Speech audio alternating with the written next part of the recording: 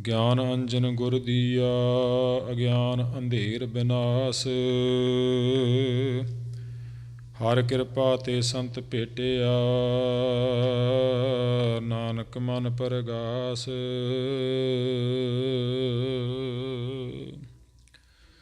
ਪਰਮ ਸਨਮਾਨ ਸਤਿਕਾਰਯੋਗ ਧੰਨ ਗੁਰੂ ਗ੍ਰੰਥ ਸਾਹਿਬ ਸੱਚੇ ਪਾਤਸ਼ਾਹ ਜੀ ਦੀ ਸਾਜੀ ਨਵਾਜੀ ਗੁਰੂ ਰੂਪ ਗੁਰੂ ਖਾਲਸਾ ਸਾਧ ਸੰਗਤ ਜੀ, ਵਾਹਿਗੁਰੂ ਜੀ ਕਾ ਖਾਲਸਾ ਵਾਹਿਗੁਰੂ ਜੀ ਕੀ ਫਤਿਹ। ਆਪ ਜੀ ਭਾਗਾਂ ਵਾਲੇ ਹੋ, ਸਾਰੇ ਮਿਲ ਜੁਲ ਕਰਕੇ ਸੰਗਤੀ ਰੂਪ ਵਿੱਚ ਵਿਰਸਾ ਕੈਂਪ ਵਿੱਚ ਕੱਲ੍ਹ ਤੋਂ ਹਾਜ਼ਰੀਆਂ ਭਰਦਿਆਂ ਹੋਇਆਂ ਗੁਰੂ ਕੀ ਪਵਿੱਤਰ ਬਾਣੀ ਦਾ ਲਾਹਾ ਪ੍ਰਾਪਤ ਕਰ ਰਹੇ ਹੋ।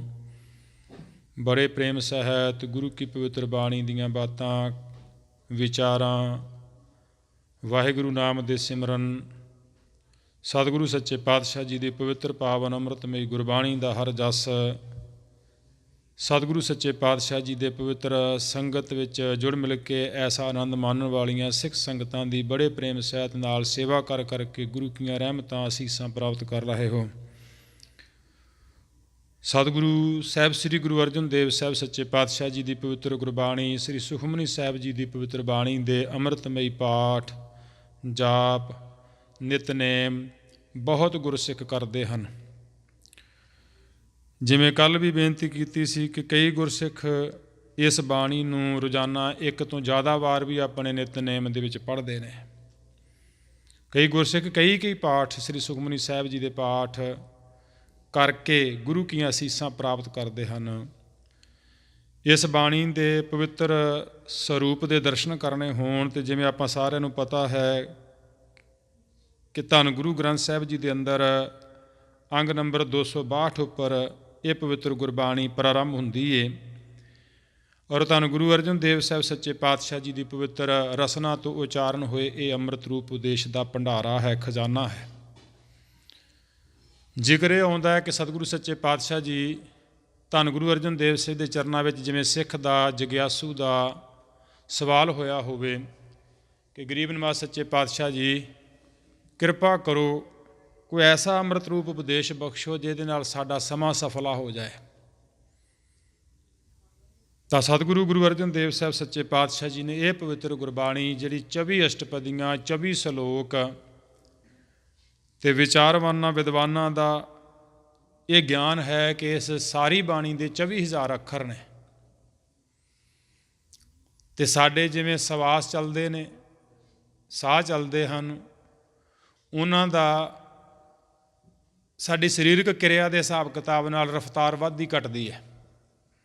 ਬੈਠਤ 12 ਚਲਤ 18 ਸੋਵਤ ਚਲਤੇ 30 ਮੈਥਨ ਕਰਤੇ ਬਾਸ਼ਟ ਚਲਤੇ ਕਿਉਂ ਨਾ ਭਜਾ ਜਗਦੀਸ਼ ਇਤਿਆਦਿ ਕੋ ਸਮੇਂ ਦੇ ਸਾਡੇ ਜਿਹੋ ਜਿਹੇ ਕਾਰ ਵਿਹਾਰ ਵਿੱਚ ਅਸੀਂ ਬੈਠੇ ਹਾਂ ਉਹਦੇ ਨਾਲ ਸਾਰੇ ਸਾਡੇ ਸਵਾਸਾਂ ਦੀ ਜਿਹੜੀ ਰਫਤਾਰ ਹੈ, ਸਪੀਡ ਹੈ, ਉਹ ਵੱਧਦੀ ਘਟਦੀ ਹੈ। ਪਰ ਟੋਟਲ ਕਰਕੇ ਜਦੋਂ ਸਾਰੇ ਇਹ ਗਿਆਨ ਜਾਂ ਗ੍ਰੰਥ ਜਾਂ ਵਿਦਵਾਨ ਕਥਨ ਕਰਦੇ ਨੇ ਉਹਦਾ ਇਹ ਆ ਵੀ ਐਵਰੇਜ ਜਿਹੜਾ ਸਾਡਾ ਹੈ ਉਹ ਲਗਭਗ 24 ਘੰਟਿਆਂ ਵਿੱਚ 24,000 ਸਵਾਸ ਅਸੀਂ ਲੈਂਦੇ ਹਾਂ।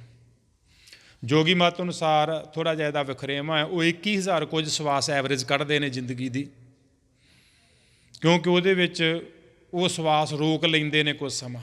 ਜਿਵੇਂ ਆਪਾਂ ਪਿਛਲੇ ਵਿਚਾਰ ਵਿੱਚ ਵੀ ਸਾਂਝੀ ਕੀਤੀ ਜੋਗੀਆਂ ਦੀ ਗੱਲ, ਉੱਥੇ ਇੱਕ ਗੱਲ ਅੱਗੇ ਜਾ ਕਰਕੇ ਦਸਮ ਪਾਤਸ਼ਾਹ ਜੀ ਦੇ ਵੇਲੇ ਵੀ ਆਉਣੀ ਹੈ, ਜਿਸ ਵੇਲੇ ਧੰਨ ਕਲਗੀਧਰ ਪਿਤਾ ਗੁਰੂ ਗੋਬਿੰਦ ਸਿੰਘ ਸਾਹਿਬ ਸੱਚੇ ਪਾਤਸ਼ਾਹ ਜੀ ਮਹਾਰਾਜ ਮੁਕਤਸਰ ਸਾਹਿਬ ਦੇ ਜੰਗ ਤੋਂ ਪਹਿਲੋਂ ਮਾਲਵੇ ਦੀ ਧਰਤੀ 'ਤੇ ਵਿਚਰਦੇ ਨੇ। ਲੱਖੀ ਖਾਲਸਾ ਜਿਹੜਾ ਜੰਗਲ ਸੀ ਉਸ ਇਲਾਕੇ ਵੱਲ ਵਿਚਰਦੇ ਨੇ ਅਤੇ ਉੱਥੇ ਇੱਕ ਢਾਬ ਦੇ ਕੰਢੇ ਮਹਾਰਾਜ ਸਾਹਿਬ ਦਾ ਡੇਰਾ ਹੁੰਦਾ ਹੈ। ਢਾਬ ਮੀਨ ਇੱਕ ਤਲਾਬ ਕਹਿ ਲਓ, ਪਾਣੀ ਦਾ ਸਰੋਵਰ ਕਹਿ ਲਓ। ਉਹਦੇ ਕੰਢੇ 'ਤੇ ਜਾ ਕੇ ਕੁਝ ਕੁ ਸਿੰਘਾਂ ਨਾਲ ਸਤਿਗੁਰਾਂ ਨੇ ਆਪਣੇ ਘੋੜੇ ਬੱਧੇ। ਸਿੰਘ ਇੱਧਰ ਉੱਧਰ ਘਾਹ ਘੂ ਖਰੋਤਣ ਵਾਸਤੇ, ਘੋੜਿਆਂ ਦਾ ਜਿਹੜਾ ਘਾਹ ਪੱਠਾ ਲੈਣ ਵਾਸਤੇ ਵਿਚਰਨ ਲੱਗੇ ਅਤੇ ਉਸੇ ਹੀ ਤਲਾਬ ਦੇ ਦੂਸਰੇ ਕੰਢੇ 'ਤੇ ਇੱਕ ਜੋਗੀ ਰਹਿੰਦਾ ਹੈ। ਉਹਦੇ ਵੀ ਕੋਈ ਚੇਲੇ ਚਾਟੜੇ ਨੇ ਉੱਥੇ। ਜਦੋਂ ਸਿੰਘ ਘਾਹ ਕੱਟਣ ਵਾਸਤੇ ਲੱਭਦੇ ਲਭਾਉਂਦੇ ਉੱਧਰ ਨੂੰ ਗਏ ਅਤੇ ਉਹਨਾਂ ਦੀ ਨਿਗਾਹ ਪਏ, ਨਾਲ ਉਹਨੇ ਆਪਣੇ ਚੇਲਿਆਂ ਰਾਹੀਂ ਸਵਾਲ ਕੀਤਾ ਵੀ ਇਹਨਾਂ ਨੂੰ ਪੁੱਛੋ ਵੀ ਕੌਣ ਨੇ, ਕਿੱਥੋਂ ਆਏ ਨੇ, ਕਿੰਨਾ ਕੁ ਚਿਰ ਇੱਥੇ ਰਹਿਣਾ। ਕਿਉਂਕਿ ਇਹਨਾਂ ਜੋਗੀਆਂ ਲੋਕਾਂ ਦਾ ਮਤ ਪਹਿਲੋਂ ਤੁਰਿਆ ਵੀ ਜਿੱਥੇ ਬੈਠੇ ਨੇ ਆਪਣੀ ਮਲਕੀਅਤ ਬਣਾ ਕੇ ਬਹਿੰਦੇ ਨੇ ਵੀ ਹੋਰ ਨਾ ਕੋਈ ਆਣ ਕੇ ਬਹਿ ਜਾ, ਵੀ ਕਬਜ਼ਾ ਨਾ ਕਰ ਲੈ ਕਿਤੇ ਸਾਡੇ ਥਾਵਾਂ 'ਤੇ।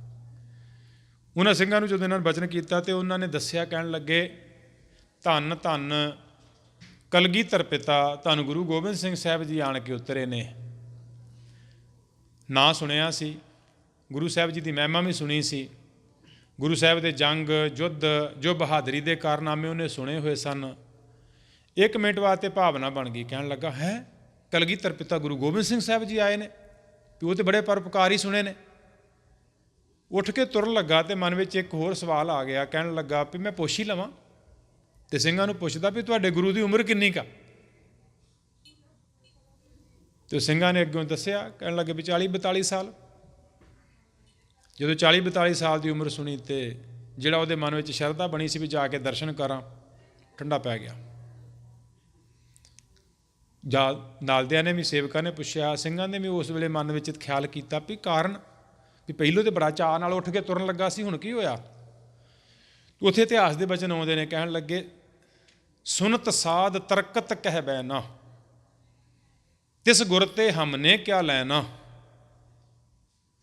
ਸਦੀ ਸਾਧ ਨਾ ਹੋਏ ਨਾ ਕੋਏ, ਸਾਂਤ ਸਮੇਤ ਚਿੱਤ ਨਹਿ ਹੋਏ।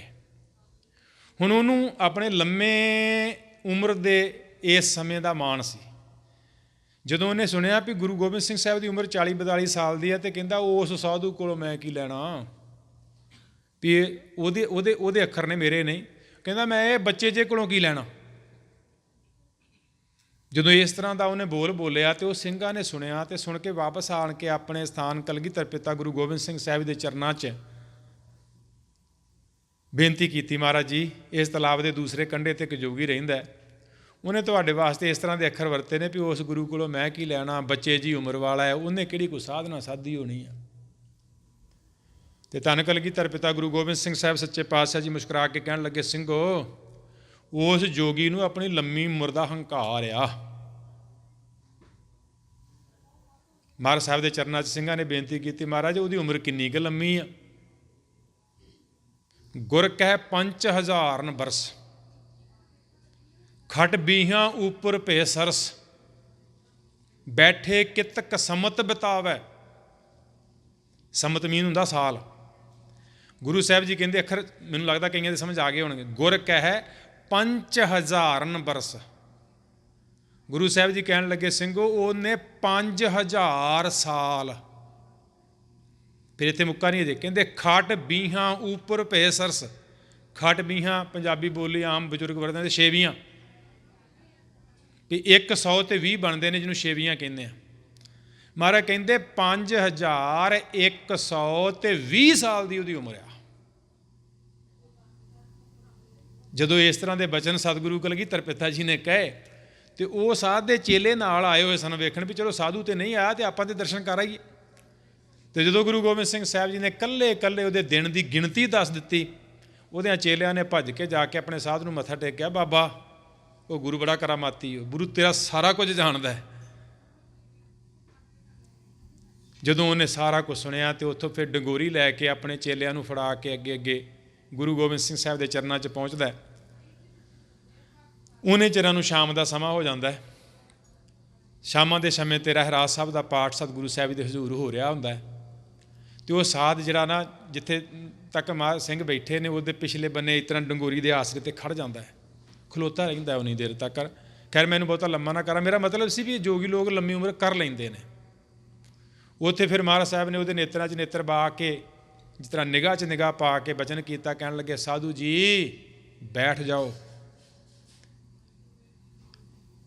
ਇਹਨਾਂ ਬਚਨ ਕੀਤੇ ਤੇ ਉਹ ਸਾਧ ਨੇ ਵੀ ਗੁਰੂ ਸਾਹਿਬ ਜੀ ਦੀਆਂ ਅੱਖਾਂ 'ਚ ਅੱਖਾਂ ਪਾਈਆਂ, ਜਿਹਨੂੰ ਆਪਾਂ ਕਹਿੰਦੇ ਨਾ ਵੀ ਆਈ ਕੰਟੈਕਟ।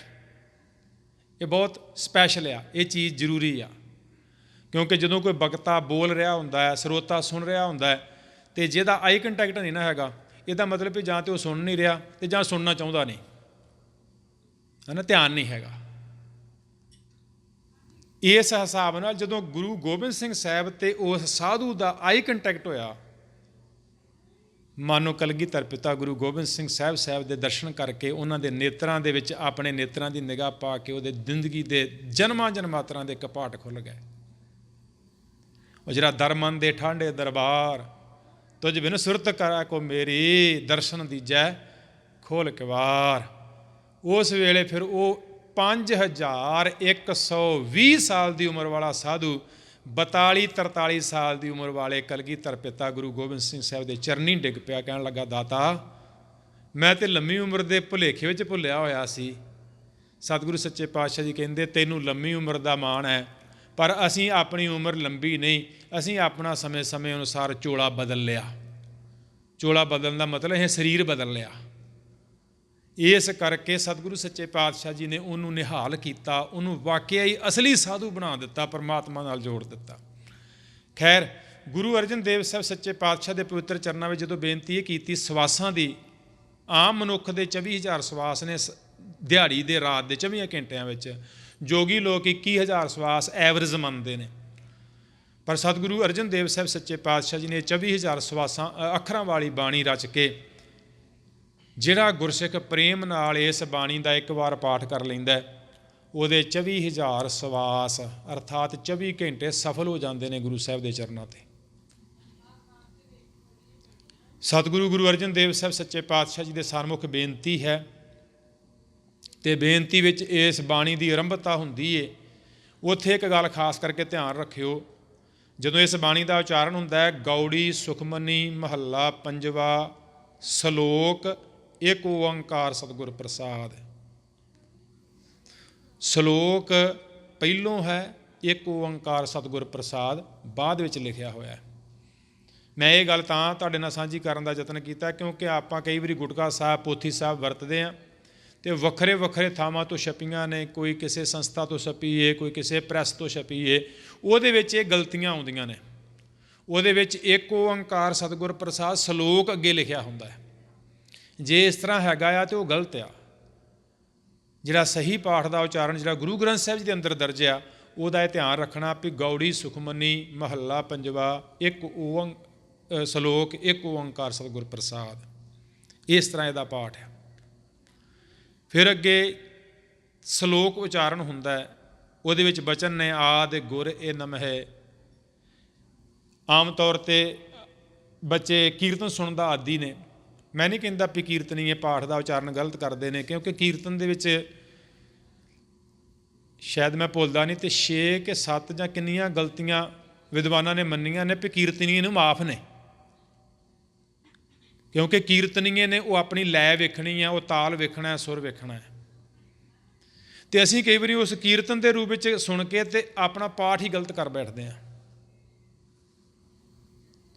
ਕਿਉਂਕਿ ਉੱਥੇ ਪਾਠ ਹੁੰਦਾ ਆ ਗੁਰੇ ਨਮਹਿ ਜਗਾਦ ਗੁਰੇ ਨਮਹਿ।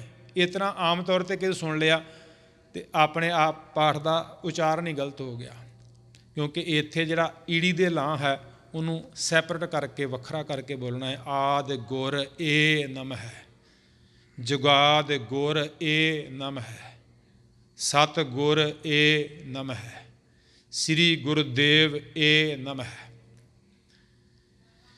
ਇਹ 4 ਸ਼ਲੋਕ ਪੰਕਤੀਆਂ ਨੇ ਇਸ ਸ਼ਲੋਕ ਦੀਆਂ, ਅਤੇ ਇਹਨਾਂ ਚਾਰੇ ਹੀ ਪੰਕਤੀਆਂ ਵਿੱਚ ਧੰਨ ਗੁਰੂ ਅਰਜਨ ਦੇਵ ਸਾਹਿਬ ਸੱਚੇ ਪਾਤਸ਼ਾਹ ਜੀ ਮਹਾਰਾਜ ਆਪਣੇ ਚਾਰੇ ਵੱਡੇ ਸਤਿਗੁਰਾਂ ਦੇ ਚਰਨਾਂ 'ਚ ਨਮਸਕਾਰ ਕਰਦੇ ਨੇ।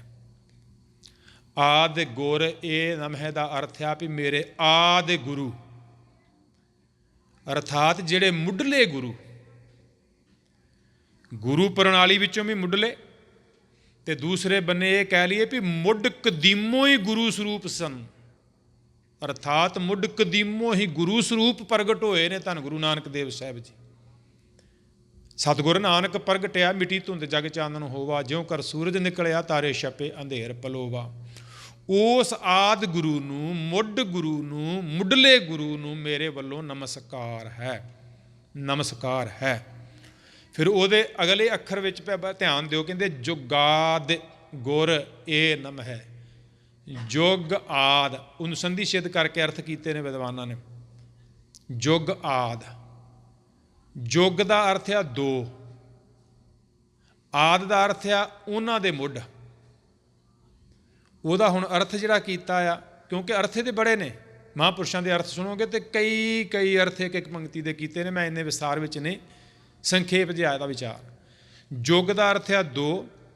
ਹੁਣ 2 ਕਿਵੇਂ ਅਰਥ ਕਰਨਾ ਵੀ ਗੁਰੂ ਅਰਜਨ ਦੇਵ ਸਾਹਿਬ ਜੀ ਤੋਂ ਵੱਡੇ ਸਤਿਗੁਰੂ ਜੀ 2 ਕਿਹੜੇ ਨੇ ਜੀ? ਗੁਰੂ ਅਰਜਨ ਦੇਵ ਸਾਹਿਬ ਤੋਂ ਪਹਿਲੇ ਨੇ ਗੁਰੂ ਰਾਮਦਾਸ ਸਾਹਿਬ ਜੀ, ਫਿਰ ਉਹਨਾਂ ਤੋਂ ਪਹਿਲੇ ਨੇ ਗੁਰੂ ਅਮਰਦਾਸ ਸਾਹਿਬ ਜੀ। ਇਹ ਜਿਹੜੇ 2 ਗੁਰੂ ਸਾਹਿਬ ਨੇ, ਇਹਨਾਂ ਤੋਂ ਜਿਹੜਾ ਆਦ ਪਹਿਲੋਂ ਅਰਥਾਤ ਧੰਨ ਗੁਰੂ ਅੰਗਦ ਦੇਵ ਸਾਹਿਬ ਜੀ, ਵੀ ਉਹਨਾਂ ਦੇ ਚਰਨਾਂ 'ਤੇ ਨਮਸਕਾਰ ਆ। ਸਤਿਗੁਰ ਏ ਨਮਹਿ, ਇਹ ਸਤਿਗੁਰ ਸਰਬ ਕਲਾ ਸਮਰੱਥ ਹੈ, ਸਰਬ ਸ਼ਕਤੀਵਾਨ। ਧੰਨ ਗੁਰੂ ਅਮਰਦਾਸ ਸਾਹਿਬ ਜੀ ਨੂੰ ਪ੍ਰੋਨਾਉਂਸ ਕੀਤਾ ਹੈ ਗੁਰੂ ਅਰਜਨ ਦੇਵ ਸਾਹਿਬ ਜੀ ਨੇ, ਵੀ ਧੰਨ ਗੁਰੂ ਅਮਰਦਾਸ ਸਾਹਿਬ ਜੀ ਦੇ ਚਰਨਾਂ 'ਤੇ ਨਮਸਕਾਰ ਹੈ। ਫਿਰ ਚੌਥੀ ਪੰਕਤੀ ਵਿੱਚ ਇੱਕ ਅੱਖਰ ਹੋਰ ਐਡ ਕੀਤਾ ਜੀ, ਉਹਦਾ ਧਿਆਨ ਕਰਿਓ ਵਿਦਵਾਨ। ਉਹਦਾ ਅਰਥ ਇਸ ਤਰ੍ਹਾਂ ਕਰਦੇ ਨੇ, ਸ੍ਰੀ ਗੁਰਦੇਵ ਏ ਨਮਹਿ।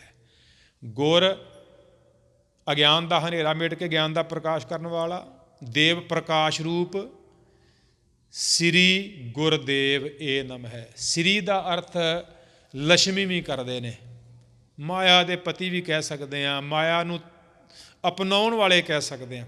ਇਹਦੀ ਵਿਆਖਿਆ ਕਰਦੇ ਨੇ ਵਿਦਵਾਨ ਮੁੜ ਕੇ ਜਾ ਕੇ, ਕਿਉਂਕਿ ਧੰਨ ਗੁਰੂ ਨਾਨਕ ਦੇਵ ਸਾਹਿਬ ਜੀ ਨੇ ਦੁਨੀਆ ਦੀ ਮਾਇਆ ਦਾ ਪ੍ਰਭਾਵ ਇਤਿਹਾਸ ਦੇ ਜ਼ਿਕਰ ਅਨੁਸਾਰ ਆਪਣੇ ਤੋਂ 12 ਕੋਹ ਦੂਰ ਰੱਖਿਆ। ਜੇ ਸੌਖੇ ਅੱਖਰਾਂ ਤੁਸੀਂ ਵਰਤਣਾ ਹੋਵੇ ਤਾਂ ਮੈਨੂੰ ਲੱਗਦਾ 48 ਮੀਲ ਬਣਨਾ ਹੈ। 4 ਕੋਹ ਦਾ ਵੈਸੇ 4 ਮੀਲ ਦਾ ਇੱਕ ਕੋਹ ਬਣਦਾ ਹੁੰਦਾ, ਵੀ ਇੰਨੀ ਦੂਰ ਰੱਖਿਆ ਗੁਰੂ ਨਾਨਕ ਦੇਵ ਸਾਹਿਬ ਨੇ ਇਸ ਮਾਇਆ ਦਾ ਪ੍ਰਭਾਵ, 12 ਕੋਹ। ਅਤੇ ਗੁਰੂ ਅੰਗਦ ਦੇਵ ਸਾਹਿਬ ਜੀ ਤੋਂ ਇਹ ਮਾਇਆ ਦਾ ਪ੍ਰਭਾਵ ਜਿਹੜਾ ਸੀ ਉਹ 6 ਕੋਹ ਦੂਰ ਰਿਹਾ। ਅਤੇ ਗੁਰੂ ਅਮਰਦਾਸ ਸਾਹਿਬ ਸੱਚੇ ਪਾਤਸ਼ਾਹ ਜੀ ਦੇ ਪ੍ਰਥਾਏ ਇਤਿਹਾਸ ਜ਼ਿਕਰ ਕਰਦੇ ਨੇ ਵਿਦਵਾਨ, ਵੀ ਗੁਰੂ ਅਮਰਦਾਸ ਸਾਹਿਬ ਜੀ ਦੇ ਦਰਵਾਜ਼ੇ ਅੱਗੇ ਮਾਇਆ ਖੜੀ ਰਹੀ। ਆਪਾਂ ਉਹਨਾਂ ਦੇ ਲੰਗਰਾਂ ਦੇ ਪ੍ਰਥਾਏ ਜ਼ਿਕਰ ਕਰਦੇ ਹਾਂ, ਵੀ ਗੁਰੂ ਅਮਰਦਾਸ ਸਾਹਿਬ ਨੇ ਜਿਸ ਵੇਲੇ ਗੋਇੰਦਵਾਲ ਸਾਹਿਬ ਦੀ ਪਵਿੱਤਰ ਧਰਤੀ 'ਤੇ ਸੰਗਤ ਅਤੇ ਪੰਗਤ ਦੀ ਪ੍ਰਣਾਲੀ ਆਰੰਭ ਕੀਤੀ, ਜਿਹਦੇ ਵਿੱਚ ਅਕਬਰ ਬਾਦਸ਼ਾਹ ਵਰਗਿਆਂ ਨੂੰ ਵੀ ਗਰੀਬ ਸਿੱਖਾਂ ਦੀ ਬਰਾਬਰ ਦੀ ਪੰਗਤ ਵਿੱਚ ਬਹਿ ਕੇ ਛਕਣਾ ਪਿਆ ਅਤੇ ਫਿਰ ਦਰਸ਼ਨ ਹੋਏ।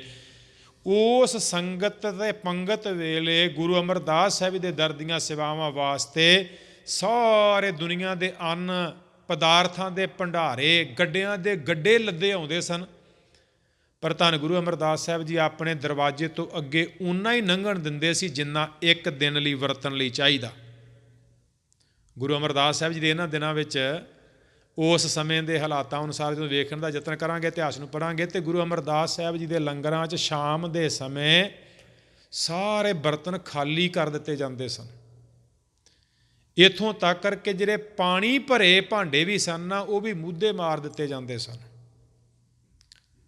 ਜੇ ਪ੍ਰਸ਼ਾਦਾ ਪਾਣੀ, ਦਾਲ ਪ੍ਰਸ਼ਾਦਾ ਵੱਧਦਾ ਸੀ, ਕਈ ਸਾਖੀਆਂ ਨੇ ਇੱਥੇ, ਉਹ ਸਤਿਗੁਰੂ ਜੀ ਬਾਹਰ ਪਿੰਡ ਵਾਲੇ ਗਰੀਬਾਂ ਨੂੰ ਵਰਤਾ ਦਿੰਦੇ ਸੀ। ਜੇ ਜ਼ਿਆਦਾ ਵਰਦੇ ਤਾਂ ਪਿੰਡ ਦੇ ਡੰਗਰਾਂ ਨਾਲ, ਪਸ਼ੂਆਂ ਨੂੰ ਪਾ ਦਿੱਤਾ ਜਾਂਦਾ ਸੀ। ਜੇ ਹੋਰ ਵਾਜੇ ਤਾਂ ਜਿਹੜਾ ਲਾਗੇ ਵਗਦਾ ਬਰਿਆਸ ਦਰਿਆ ਆ, ਉਹਦੇ ਵਿੱਚ ਜਲ ਪ੍ਰਵਾਹ ਕਰਵਾਏ ਜਾਂਦੇ ਸਨ। ਇਹਦੇ ਵਿੱਚ ਇੱਕ ਸਾਖੀ ਵੀ ਹੁੰਦੀ ਹੈ, ਇੱਕ ਮਹਿੰਗਾ ਨਾਮੀ ਸਿੱਖ ਆਉਂਦਾ ਗੁਰੂ ਅਮਰਦਾਸ ਸਾਹਿਬ ਦੇ ਚਰਨਾਂ ਵਿੱਚ, ਮਹਾਰਾਜ ਦੇ ਚਰਨਾਂ 'ਚ ਬੇਨਤੀ ਕੀਤੀ, ਮਹਾਰਾਜ ਮੈਨੂੰ ਸਿੱਖੀ ਬਖਸ਼ੋ। ਮਹਾਰਾਜ ਕਹਿੰਦੇ ਤੇਰਾ ਨਾਂ ਕੀ ਹੈ? ਕਹਿਣ ਲੱਗਾ ਜੀ ਮੇਰਾ ਨਾਂ ਮਹਿੰਗਾ। ਮਹਾਰਾਜ ਸੱਚੇ ਪਾਤਸ਼ਾਹ ਮੁਸਕਰਾ ਕੇ ਕਹਿਣ ਲੱਗੇ ਸਿੱਖੀ ਬੜੀ ਮਹਿੰਗੀ ਹੈ, ਤੇਰੇ ਨਾਂ ਨਾਲੋਂ ਵੀ ਮਹਿੰਗੀ ਆ। ਅਤੇ ਮਹਾਰਾਜ ਸਾਹਿਬ ਦੇ ਚਰਨਾਂ 'ਚ ਬੇਨਤੀ ਕਰਨ ਲੱਗਾ, ਨਹੀਂ ਮਹਾਰਾਜ ਮੈਂ ਯਤਨ ਕਰਾਂਗਾ ਅਪਣਾਉਣ ਦਾ, ਕਿਰਪਾ ਕਰਕੇ ਮੈਨੂੰ ਸਿੱਖੀ ਬਖਸ਼ੋ। ਮਹਾਰਾਜ ਕਹਿੰਦੇ ਸੇਵਾ ਕਰ। ਸੇਵਾ ਕਰਦਾ ਲੰਗਰਾਂ 'ਚ ਮੈਂ ਛੇਤੀ ਸੰਖੇਪ ਸੇਵਾ ਕਰਦਾ ਹੈ। ਸ਼ਾਮ ਦਾ ਦਿਨ ਹੈ, ਇੱਕ ਦਿਨ ਸਮਾਂ ਆਇਆ ਅਤੇ ਉਹਦੀ ਡਿਊਟੀ ਲੱਗ ਗਈ ਵੀ ਜਾ ਪ੍ਰਸ਼ਾਦਾ ਪਾਣੀ ਜਿਹੜਾ ਦਾਲ ਫੁਲਕਾ ਵਧਿਆ ਬਿਆਸ ਦਰਿਆ 'ਚ ਪ੍ਰਵਾਹ ਕਰਿਆ। ਟੋਕਰਾ ਭਰ ਕੇ ਬਿਆਸ ਦਰਿਆ ਜਲ ਮੱਛੀਆਂ ਨੂੰ ਪਾਉਣ ਵਾਸਤੇ ਗਿਆ ਹੈ, ਅਤੇ ਉੱਥੋਂ ਜਦੋਂ ਰਾਤ ਸੀ ਹਨੇਰਾ ਹੋ ਗਿਆ। ਹੋਇਆ ਕਿ ਵੀ ਉੱਥੇ 4 ਠੱਗ ਬੈਠੇ ਸਨ ਦਰਿਆ ਦੇ ਕੰਢੇ, ਉਹਨਾਂ ਨੇ ਪਿੰਡ ਵਿੱਚ ਲੁੱਟਣਾ ਸੀ, ਰਾਤ ਨੂੰ ਕੋਈ ਚੋਰੀ ਕਰਨੀ ਸੀ। ਜਦੋਂ ਉਹ ਸਿੱਖ ਨੂੰ ਟੋਕਰਾ ਉੱਥੇ ਬਿਆਸ ਦਰਿਆ ਦਾ ਪ੍ਰਵਾਹ ਕਰਕੇ ਵਾਪਸ ਮੁੜਦੇ ਵੇਖ, ਕਹਿੰਦਾ ਉਹਨਾਂ ਦੇ ਮਨ 'ਚ ਆ ਗਿਆ ਵੀ ਇਹਨੇ ਤਾਂ ਵੇਖ ਲਿਆ ਸਾਨੂੰ, ਹੁਣ ਪਿੰਡ 'ਚ ਜਾਏਗਾ ਅਤੇ ਇਹ ਰੌਲਾ ਪਾ ਦੇਗਾ ਵੀ ਠੱਗ ਬੈਠੇ ਬਾਹਰ, ਸਾਡੇ ਕੋਲ ਚੋਰੀ ਨਹੀਂ ਕੀਤੀ ਜਾਣੀ। ਇਤਿਹਾਸ ਹੈ ਜੀ ਇਹ। ਉੱਥੇ ਉਹਨਾਂ ਨੇ ਟੋਆ ਪੁੱਟ ਕੇ ਨਾ ਦਰਿਆ ਦੇ ਕੰਢੇ 'ਤੇ, ਅਤੇ ਭਾਈ ਮਹਿੰਗੇ ਨੂੰ ਇੰਨਾ ਕੁ ਧੌਣੋਂ ਬਾਹਰ ਰਹਿਣ ਦਿੱਤਾ, ਬਾਕੀ ਸਾਰਾ ਉੱਥੇ ਮਿੱਟੀ 'ਚ ਨੱਪ ਦਿੱਤਾ। ਮਿੱਟੀ 'ਚ ਨੱਪ ਦਿੱਤਾ। ਆਪ ਪਿੰਡ 'ਚ ਆ ਗਏ ਗੋਇੰਦਵਾਲ ਸਾਹਿਬ ਚੋਰੀ ਕਰਨ ਵਾਸਤੇ।